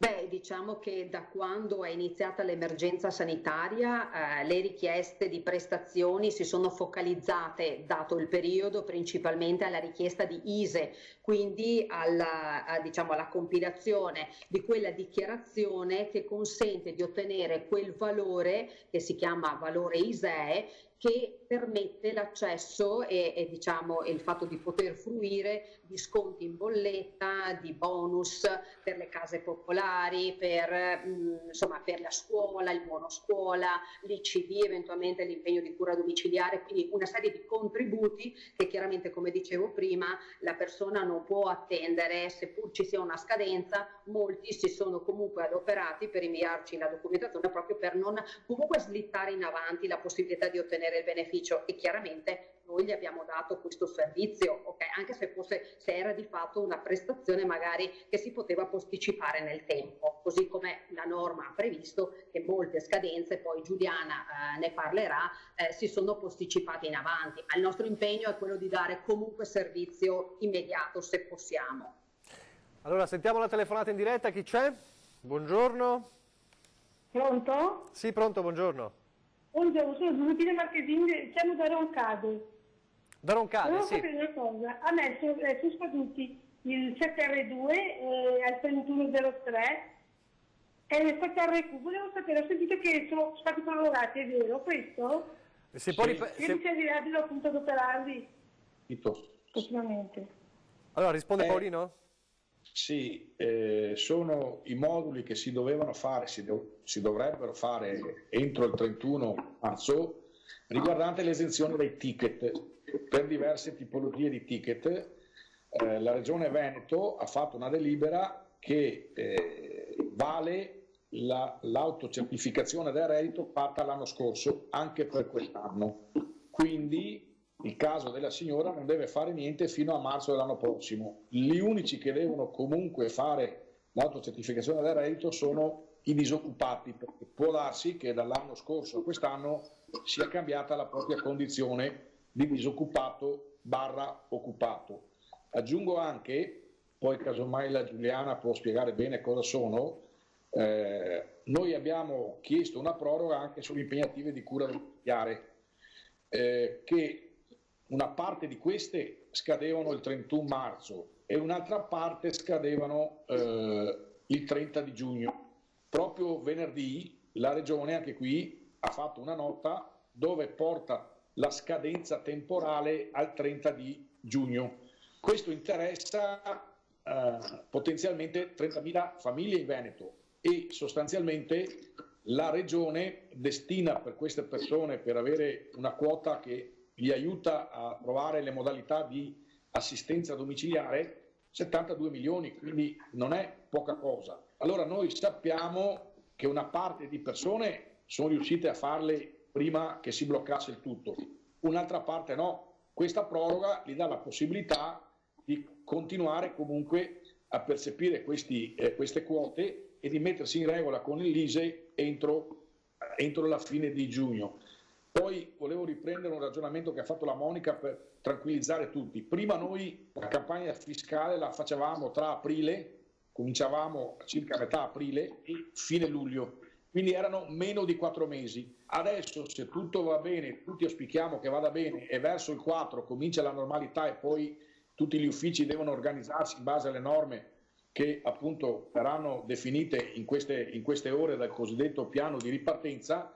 Se calcoliamo fino a fine settembre abbiamo 5 mesi, compreso agosto, ed è chiaro che agosto molto probabilmente tutti quanti dovremo abituarci a lavorare con ferie scaglionate, più con blocchi di ferie di 2 o più settimane come succedeva nel passato. Quindi è anche una nuova sfida organizzativa che vale per tutte le strutture che danno servizi, compreso la nostra. Certo, qui però c'è un mese in più, diciamo, c'è un mese in più rispetto al normale. Seppure quel mese è agosto, insomma, ecco. Sì. Bene. Però insomma magari 2 settimane di agosto, 3 forse possiamo utilizzarle. Certo, assolutamente. Vedremo poi come sarà la situazione, perché chiaramente tutto dipende da come anche si comporteranno un po' anche le persone, come si comporterà il virus, tanti interrogativi.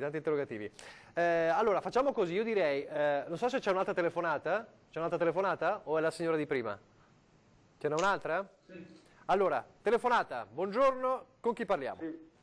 Buongiorno, sono Giancarlo da Silea. Giancarlo da Silea. Buongiorno a tutti. Volevo dire, siccome per la ripresa produttiva delle fabbriche sarà bisogno della maschera, della mascherina, che sarà una cosa che farà parte tutti i giorni di una cosa che fa parte del corredo personale, insomma, certo. Ecco, come avere un fazzoletto certo. ogni giorno.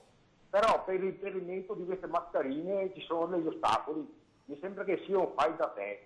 E io farei una cosa strutturale per avere le mascherine.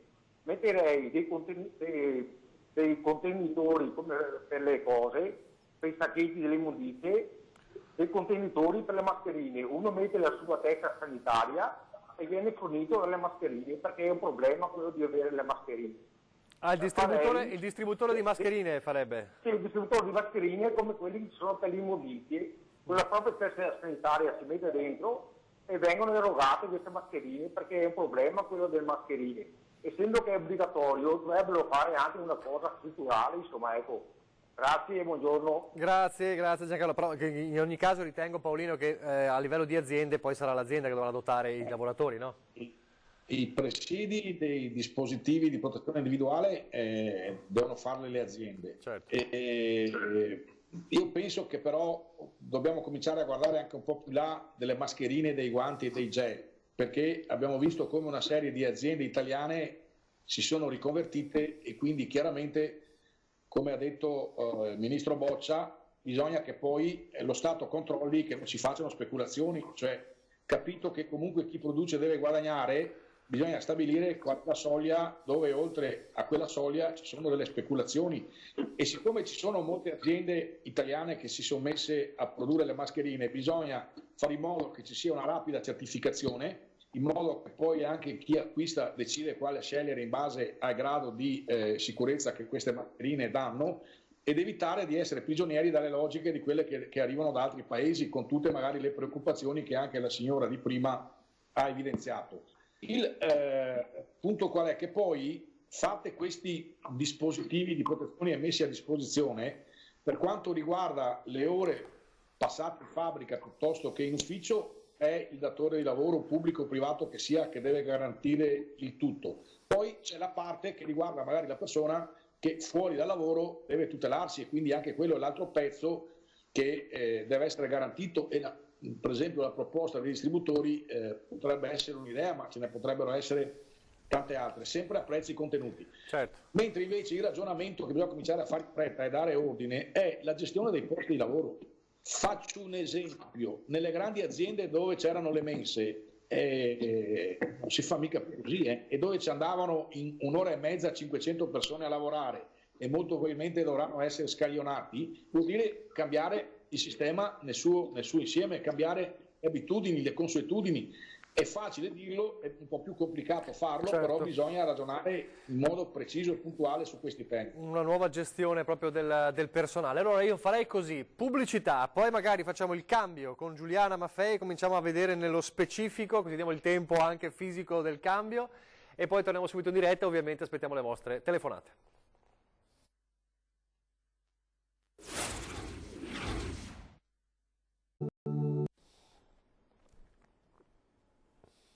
Rieccoci in diretta, ancora con la nostra edizione straordinaria. Allora siamo ancora con la CGIL, seconda parte, aspettiamo sempre le vostre chiamate. Allora vediamo in primo piano Giuliana Maffei, responsabile fiscale provinciale Servizi Treviso SRL. Buongiorno di nuovo. Buongiorno ancora. Allora, affrontiamo proprio questo, in attesa delle telefonate, per capire un po' l'universo delle scadenze varie per Covid-19. Facciamo un primo quadro della situazione? Certo, come accennava prima Monica, in questo momento noi stiamo gestendo prevalentemente i modelli ISE per prestazioni in scadenza o prorogate. Diciamo che le proroghe sono arrivate in corso d'opera, perché le prestazioni per cui abbiamo lavorato principalmente in questo periodo sono l'elaborazione dell'ISE per l'ICD, come accennava prima Paolino, per quanto riguarda il buono scuola, piuttosto che il reddito di cittadinanza, piuttosto che per l'ATER. E man mano che stiamo procedendo stanno arrivando delle proroghe proprio per venire incontro ai cittadini in merito a questo periodo di fermo. Noi non ci siamo mai fermati con l'elaborazione dell'ISE, perché mai come in questo momento la cittadinanza richiede questa prestazione, perché grazie alla compilazione dell'ISE possono accedere a delle agevolazioni molto importanti, soprattutto in questo periodo. Come accennava proprio prima Paolino, per l'ICD abbiamo avuto qualche, non dico problemi, ma qualche difficoltà, perché i cittadini ce lo richiedevano con urgenza proprio in virtù della prima scadenza di marzo, e adesso, grazie al fatto che si sono mosse un po' le acque, probabilmente slitterà questa scadenza a giugno. Diciamo anche che i cittadini che hanno questo tipo di difficoltà, apro una parentesi per spiegare di cosa si tratta quando parliamo ICD, perché sono quegli acronimi che magari uno dice cosa sarà questa cosa qua. DCD vuol dire impegnativa di cura domiciliare. Cosa vuol dire? È un contributo regionale. All'interno di questo contributo rientra il vecchio assegno di cura piuttosto che l'assegno di sollievo. Cioè vengono dati dei contributi a quelle famiglie che, per quanto riguarda ad esempio l'assegno di sollievo, alle famiglie che assistono in famiglia un soggetto invalido o in difficoltà. Per quel che riguarda invece l'ex assegno di cura, che è il contributo più grosso che ricevono i soggetti che richiedono questo tipo di prestazione, appunto l'agevolazione dell'ICD, viene dato un contributo a quelle famiglie che assumono una badante.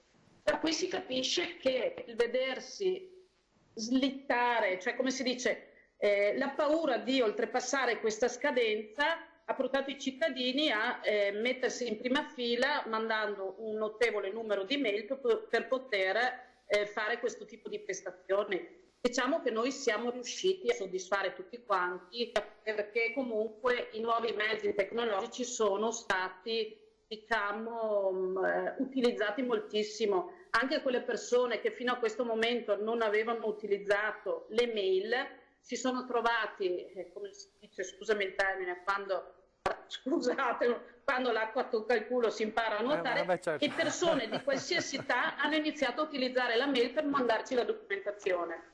Siamo riusciti sempre, tramite una fitta rete di colleghe che rispondono al telefono e accolgono le chiamate in entrata, a contattare le persone che non avevano inviato tutta la documentazione necessaria, e siamo riusciti comunque a portare a termine un notevole numero di pratiche, in questo caso per quel che riguarda l'ICD. Ti fermo un secondo, ti posso fermare un secondo? Allora, ICD abbiamo parlato, sì? Volevo solo dare la parola al telespettatore e poi continuiamo sulle altre prestazioni. Come?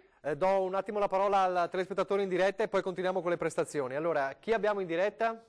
Buongiorno, sono Sonia da Treviso. Sonia da Treviso, cosa ci chiede? Buongiorno. Io volevo un'informazione, non so se qualcuno può gentilmente rispondermi, riguardo alla NASPI, nel senso che io sono in scadenza di NASPI e non ho ovviamente più entrate, ho un compagno che lavora con uno stipendio ovviamente base, perché rientra in quelle fabbriche ritenute necessarie fino ad oggi.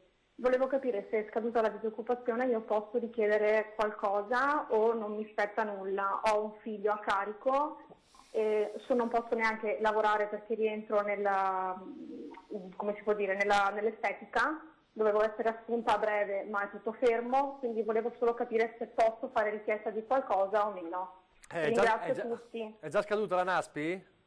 Mi scade questo mese. Questo mese. A chi può rispondere? Posso rispondere io così. La prima cosa immediata che vedo, finita la NASPI, la signora, se non ha altre entrate economiche, non ha conti correnti con più di 5.000 euro, perché questa è la soglia che hanno stabilito quasi tutti i comuni, può fare la richiesta alla solidarietà alimentare, che viene data in ragione della composizione del nucleo familiare. Questo è il primo sostegno che mi viene in mente, che è già disponibile. Poi, siccome ne stanno studiando degli altri, per rafforzare appunto la rete di protezione di questi casi, bisogna attendere il nuovo decreto che uscirà. E quindi vedremo. Intanto però il primo salvagente è il bonus che è stato attivato, insomma, nei vari comuni, questo è il concetto. Sì. Benissimo, grazie. Allora, Giuliana, torniamo da te. Abbiamo parlato di un tipo di prestazione, ma ce ne sono molte altre ancora in ballo, diciamo. Sì, ce ne sono molte altre. Allora, io ho accennato all'ICD, che è comunque una prestazione di tipo regionale. Un'altra prestazione di tipo regionale che è slittata a 2 giorni, 3 dalla scadenza, è il buono scuola, che è un'agevolazione sempre a livello regionale che scadeva l'8 di aprile, ma c'è stata la proroga fino al 30 di aprile per poter permettere ai cittadini di effettuare le operazioni per l'elaborazione dell'ISEE e non perdere la prestazione. Poi abbiamo delle prestazioni a livello nazionale che anche queste hanno avuto uno slittamento, e sono i bonus cosiddetti nazionali, gas, idrico e energia elettrica, che quelli in scadenza al 31 marzo piuttosto che il 30 aprile slittano tutti quanti al 30 di giugno, e quindi i cittadini hanno alcuni mesi in più per poter effettuare le operazioni di, come si dice, di aggiornamento innanzitutto dell'ISEE, e poi per poter fare la nuova domanda di rinnovo per continuare a usufruire di queste prestazioni. Altre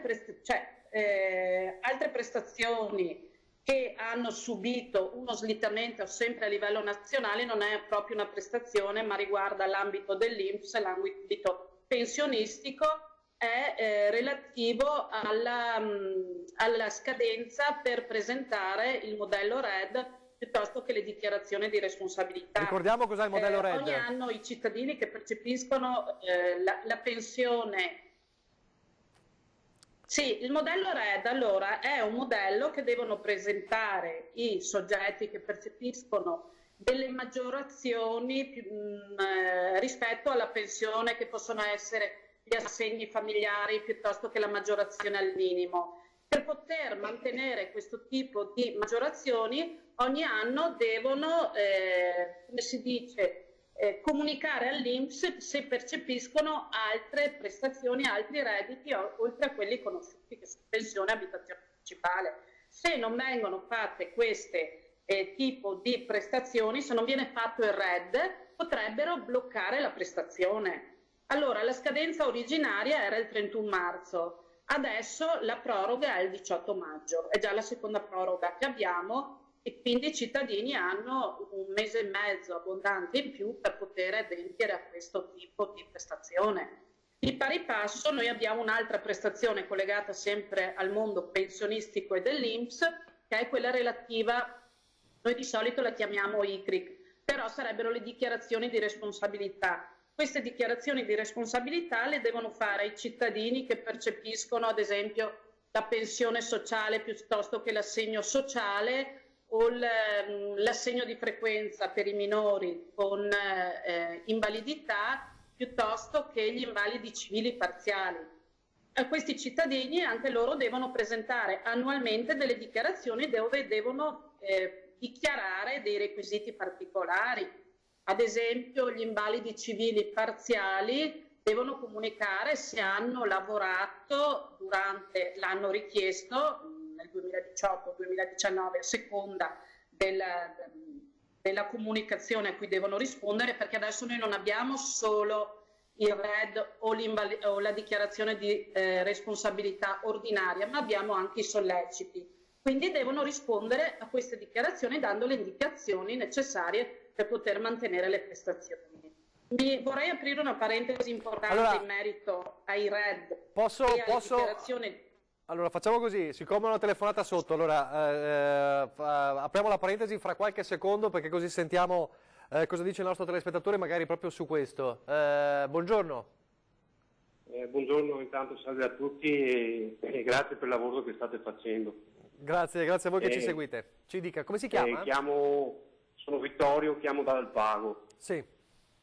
E in pratica volevo solo lanciare un'idea, se magari è stata già pensata, non lo so, quella in pratica di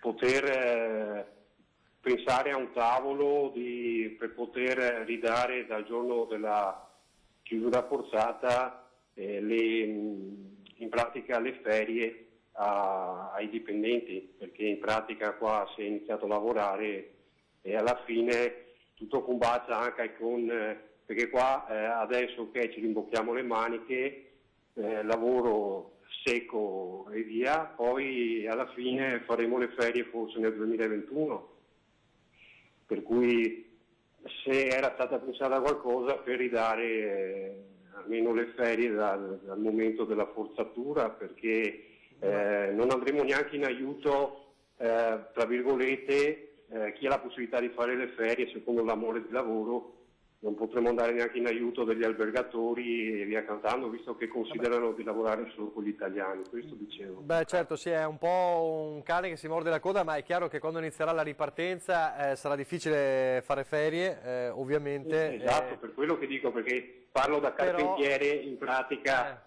noi in pratica siamo già in crisi a chiedere un giuro di permesso, per cui paura del lavoro non ce n'è, però parlo anche per tutto il settore, insomma.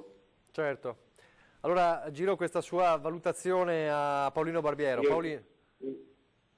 No, è una preoccupazione corretta, perché poi se devi far riprendere l'attività del turismo, premesso che a tutti insistono che dovremo, se abbiamo la possibilità, di fare in Italia le ferie per far ripartire il circuito, però anche qui credo che la discussione strategicamente va fatta nel suo complesso.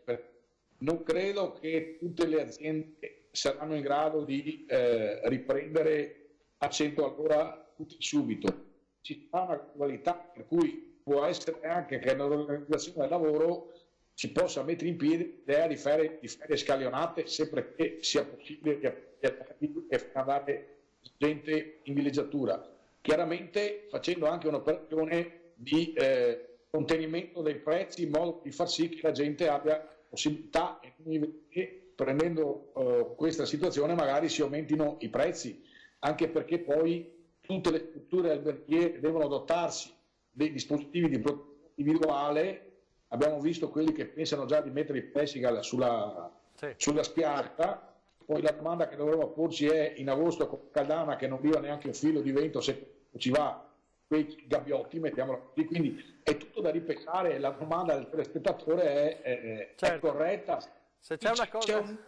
C'è un mondo nuovo dove bisogna metterci fantasia, intelligenza, ma anche coesione sociale. Se c'è una cosa che ha messo d'accordo tutti, ma davvero tutti, è che il box in plexiglass è una cosa orrenda, oltre al fatto che è una sauna in spiaggia, quindi vabbè. Allora, Giuliano Maffei, stava aprendo una parentesi su Red e poi andiamo in pubblicità. Sì. No, io stavo dicendo che sì, c'è tempo fino a 18 maggio, però io mi premo sempre a ricordare a tutti i cittadini, a chi percepisce questo tipo di prestazioni, che bisogna presentare il RED sempre e comunque, che sia ordinario o sollecito, ma se non si risponde alla comunicazione di sollecito viene bloccata la prestazione. Se io percepisco ad esempio gli assegni familiari me li bloccano, mentre se io non rispondo all'ordinario, che bisogna farlo comunque, ho un altro anno di tempo, se io non rispondo alla comunicazione di sollecito mi bloccano la prestazione. Questo è importante. Quindi fare attenzione a questa cosa qua in particolare. Okay? Assolutamente. Pubblicità e poi di nuovo in diretta l'ultima parte della nostra edizione straordinaria.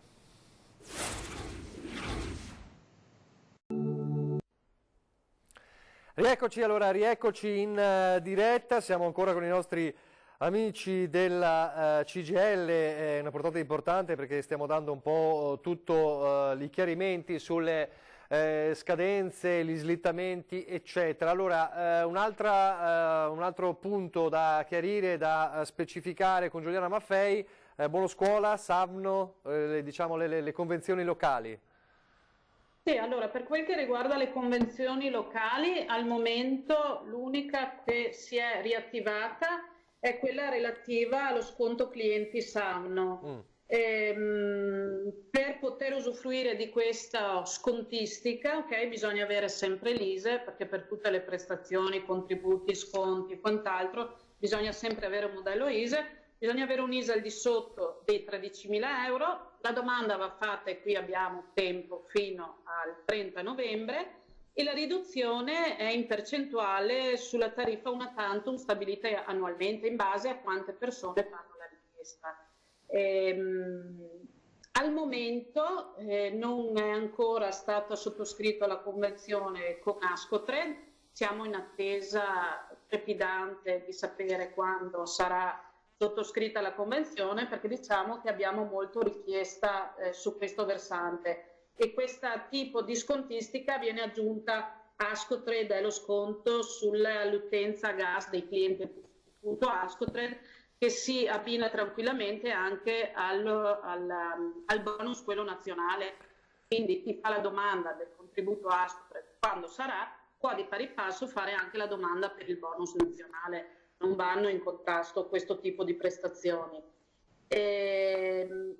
Al momento diciamo che no, siamo momentaneamente fermi, eravamo molto in subbuglio in autunno, inverno, per quel che riguarda il Fondo Sociale Affitti, che non si è più parlato del Fondo Sociale Affitti, sembrava che fosse imminente la scadenza, l'apertura del bando inizio anno, però al momento non si sa ancora niente, è una richiesta che ci fanno i cittadini anche in merito al Fondo Sociale Affitti, vedremo come si evolve la cosa, perché per quel che riguarda altri tipi di prestazioni nazionali, per quel che riguarda l'assegno di maternità piuttosto che l'assegno con i 3 figli minori, al momento non ci sono delle scadenze.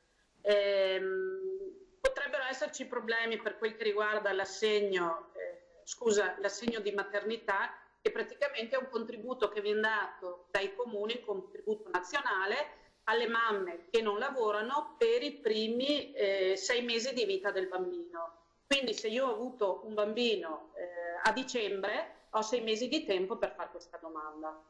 Adesso comunque noi stiamo contattando i comuni singolarmente per vedere come procedere in merito. Certo. Però scadenze, visto che un bando nazionale non ci sono ancora. Una cosa che mi preme ricordare in merito alle scadenze è la proroga della validità dei documenti di identità, che sembra una stupidaggine ma non lo è, perché ho sentito di tante persone che ci chiamano e dicono ma mi è scaduto il documento, come faccio? Il mio scade a maggio, quindi mi interessa molto. Bravo. Allora. No, interessante perché poi uno si dispera, anche a mio figlio è scaduto e disperato. Allora, le carte d'identità sono scadute o in scadenza, sono ritenute valide fino al 31/8/2020, 31 agosto. 31 agosto, quindi la tua carta d'identità che scade a maggio è valida fino al 31 agosto. Lo stesso per le patenti di guida, già scadute o scadenti dal 31/1 al 31/8 saranno valide anche queste fino al 31. Dopodiché? Se non c'è una proroga bisogna rinnovare, quindi ad agosto bisogna andare tutti in comune o in prefettura, quel che è, in motorizzazione, a rinnovare patente piuttosto che carta. Vorrà dire che siamo usciti dall'emergenza, quindi forse è auspicabile, però... spero di sì per agosto, però adesso vediamo se non ci sono ulteriori proroghe, possiamo stare tranquilli, intanto fino a agosto abbiamo un bel po' di tempo per poterle rinnovare. Certo. Okay. Telefonata in diretta, chi abbiamo? Buongiorno. Sì, buongiorno, sono Carlo da Padova. Carlo da Padova, ci dica. Sì, volevo chiedere un'informazione. Io sono un musicista, sì. Professionista perché faccio solo questo di mestiere. Noi abbiamo un contratto a chiamata di cui non abbiamo né cassa integrazione, non abbiamo niente. Cioè, gli artisti sono proprio, specialmente i musicisti, sono lavoratori no di serie B ma di serie D. Boh. Volevo sapere cosa dobbiamo fare noi, visto che siamo fermi e non prendiamo mezza lira. Allora, chi può rispondere qui?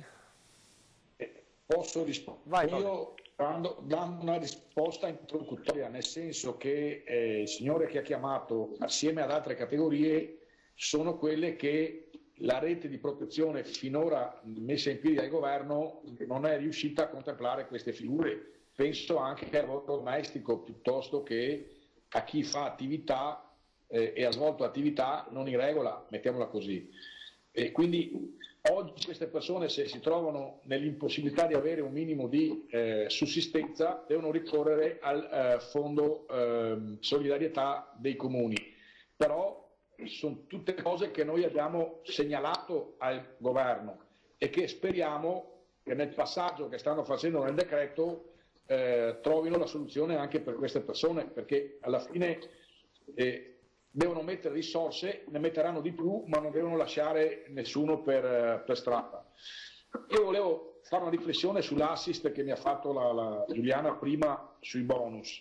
Questi sono importanti, le cosiddette tariffe sociali, ed è chiaro che noi speriamo che nei prossimi giorni si riesca ad aprire un contatto con Ascotrade ma anche con ATS Alto Trevigiano, con Piave Servizi, che sono quelli che erano l'acqua, e con la parte dei rifiuti che manca, che è Contarina. Lo dico perché ormai c'erano visioni diverse sulla possibilità di fare bonus o meno. È chiaro che questa possibilità è stata data in maniera completa per tutte le utility, perché con la finanziaria ultima del 2019 anche il sistema dei rifiuti è stato regolato con le stesse modalità dei bonus nazionali.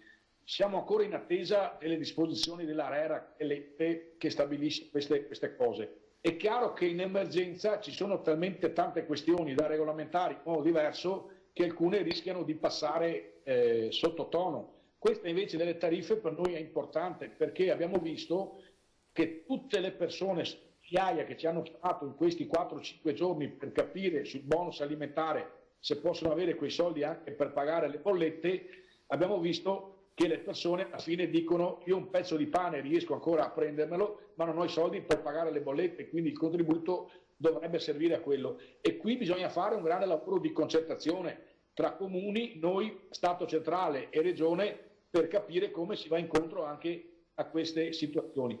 Quindi nelle tariffe sociali noi chiederemo di prestare attenzione non solo all'ISE, perché l'ISE fotografa la situazione dell'anno scorso, per tutte quelle persone che hanno avuto una caduta del reddito, perché hanno avuto il negozio chiuso piuttosto che il bar, che hanno avuto una cassa integrazione in entrambe le famiglie e quindi una riduzione consistente del reddito, che prima lavoravano, sto pensando, non dico un numero a caso, migliaia le persone che vanno a lavorare nelle case e lavorano a 7-8 euro all'ora e arrotondano il loro stipendio, oppure è solo quello stipendio, e i soldi vengono a mancare perché non si possono più muovere di casa, non sono in regole. Sono entrate che consentivano prima di avere un certo livello di spesa all'interno della famiglia, questo livello di spesa viene meno e in molti casi questo livello di spesa che si abbatte porta le famiglie a non avere neanche il minimo di sussistenza. Certo. Quindi alla fine stanno emergendo anche le forti disuguaglianze che c'erano e che ci sono nel nostro paese. E come ho detto più volte, questa è un'occasione che speriamo venga superata il più possibile, ma poi, avendo visto con questa pandemia quanta gente è rimasta per strada, si trovino gli anticorpi per fare in modo che anche nel sistema economico, nel sistema produttivo, queste situazioni critiche vengano portate all'emersione e regolate. E poi alla fine, se capita di nuovo, probabilmente sarà meno difficile intervenire con la rete di protezione. Certo, allora ultima telefonata in diretta, allora la sentiamo mentre do il tempo allora a cambiarsi di posto nuovamente a Monica Giombo, facciamo la chiusura con lei, nel frattempo sentiamo chi c'è in diretta. Sì, buongiorno. Sono Milla Matteo e chiamo da Spinea, provincia di Venezia. Innanzitutto complimenti a voi per il vostro modo di informare la popolazione, vi seguo sempre. Grazie. Niente, io di mansione faccio il facchino. Lavoro nel settore dei grandi eventi, grandi concerti.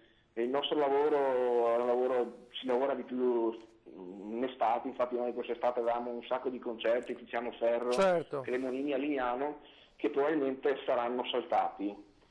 Io ho il contratto attivo fino a ottobre. Che ne sarà di noi? Nel senso, ci aspetta qualcosa? Noi non stiamo lavorando adesso perché siamo i più penalizzati di tutti con questo Covid-19. È quello un po' che ha sollevato la telefonata precedente, il musicista di Padova, sì, ma chiaramente anche poi chi lavora. Sono un facchino. Certo, però anche chi lavora poi all'interno, in quella, diciamo, delle strutture, insomma, di chi si occupa dei concerti, chiaramente di riflesso poi subisce questa situazione. Il discorso è lo stesso, Paolino o Monica? Sì, è sostanzialmente lo stesso, anche se questi due casi sono due casi più estremi, nel senso che anche le casse integrazione Covid-19 oppure cassa integrazione in deroga emergenza coronavirus prevede un intervento per 9 in un caso, 13 settimane nell'altro. Qui queste saranno le ultime attività a ripartire da quello che abbiamo letto sui giornali, proprio perché sono attività, penso ai concerti, dove c'è un forte assembramento, per cui bisogna vedere se su le pieghe della cassa integrazione in deroga c'è spazio per questi figuri. Io consiglio comunque di fare una telefonata al 4091, di premere l'1 che c'è diciamo, il passaggio alla Confederazione e chiedere di Rossana Careddu, che è quella che ha partecipato alle precedenti trasmissioni, che è la massima esperta in questo settore, quindi siamo in grado per dare risposte più puntuali. Rivolgetevi al sindacato comunque. Allora, proprio per questo, e con questo chiudiamo, Monica Giomo, ricordiamo l'attività del CAF, in questo caso l'attività della CGIL non si è mai fermata, in questo caso del CAF, e quindi chi ha qualsiasi dubbio cosa deve fare? Non sento però l'audio. Attaccare il volume. Ecco. Eccoci qua, scusate. Allora, deve contattarci al 4091 tasto 2 che è il CAF, oppure visitare il sito www.cgltreviso.it. È importante perché all'interno del sito le persone trovano comunque tantissime informazioni e tante risposte, oltre che a poterne fare di nuove attraverso il CGIL Risponde, che è appunto un format creato appositamente per essere proprio sempre aggiornati e su qualsiasi tema, che può andare dal patronato Inca, chiaramente tutti i bonus del periodo previsti dal decreto Cura Italia, piuttosto che le prestazioni erogate dal servizio fiscale e comunque l'insieme dell'organizzazione. Siamo a disposizione e presenti tutti i giorni. Ecco, mi ricorda solo l'ultima, 30 secondi, digita CGIL. Sì, Digita CGIL è il cassetto fiscale che consente alla persona di stare a casa tranquillo, fare le fotografie di tutti i documenti fiscali, soprattutto quelli che adesso servono per completare la dichiarazione dei redditi. Stiamo implementando anche un ulteriore pezzettino che riguarda il pagamento. Ci stiamo lavorando proprio per consentire la chiusura e anche chiaramente insomma quello che è il pagamento della prestazione che eventualmente viene resa a favore del cittadino, proprio perché uno sta tranquillo a casa fin tanto che il decreto lo prevederà che potremo uscire anche per motivi diversi dai 3 previsti attualmente. Speriamo. Allora grazie a Giuliana Maffei, Monica Giomo e Paolino Barbiero, grazie di essere stati con noi e di aver risposto anche alle domande dei nostri telespettatori. Ci vediamo sabato, nuovo appuntamento come sempre in queste settimane, sempre grazie alla tecnologia. E nel frattempo noi ci vediamo alle 17:30 perché riparte poi l'edizione straordinaria e poi anche i nostri telegiornali. Quindi appuntamento alle 17:30.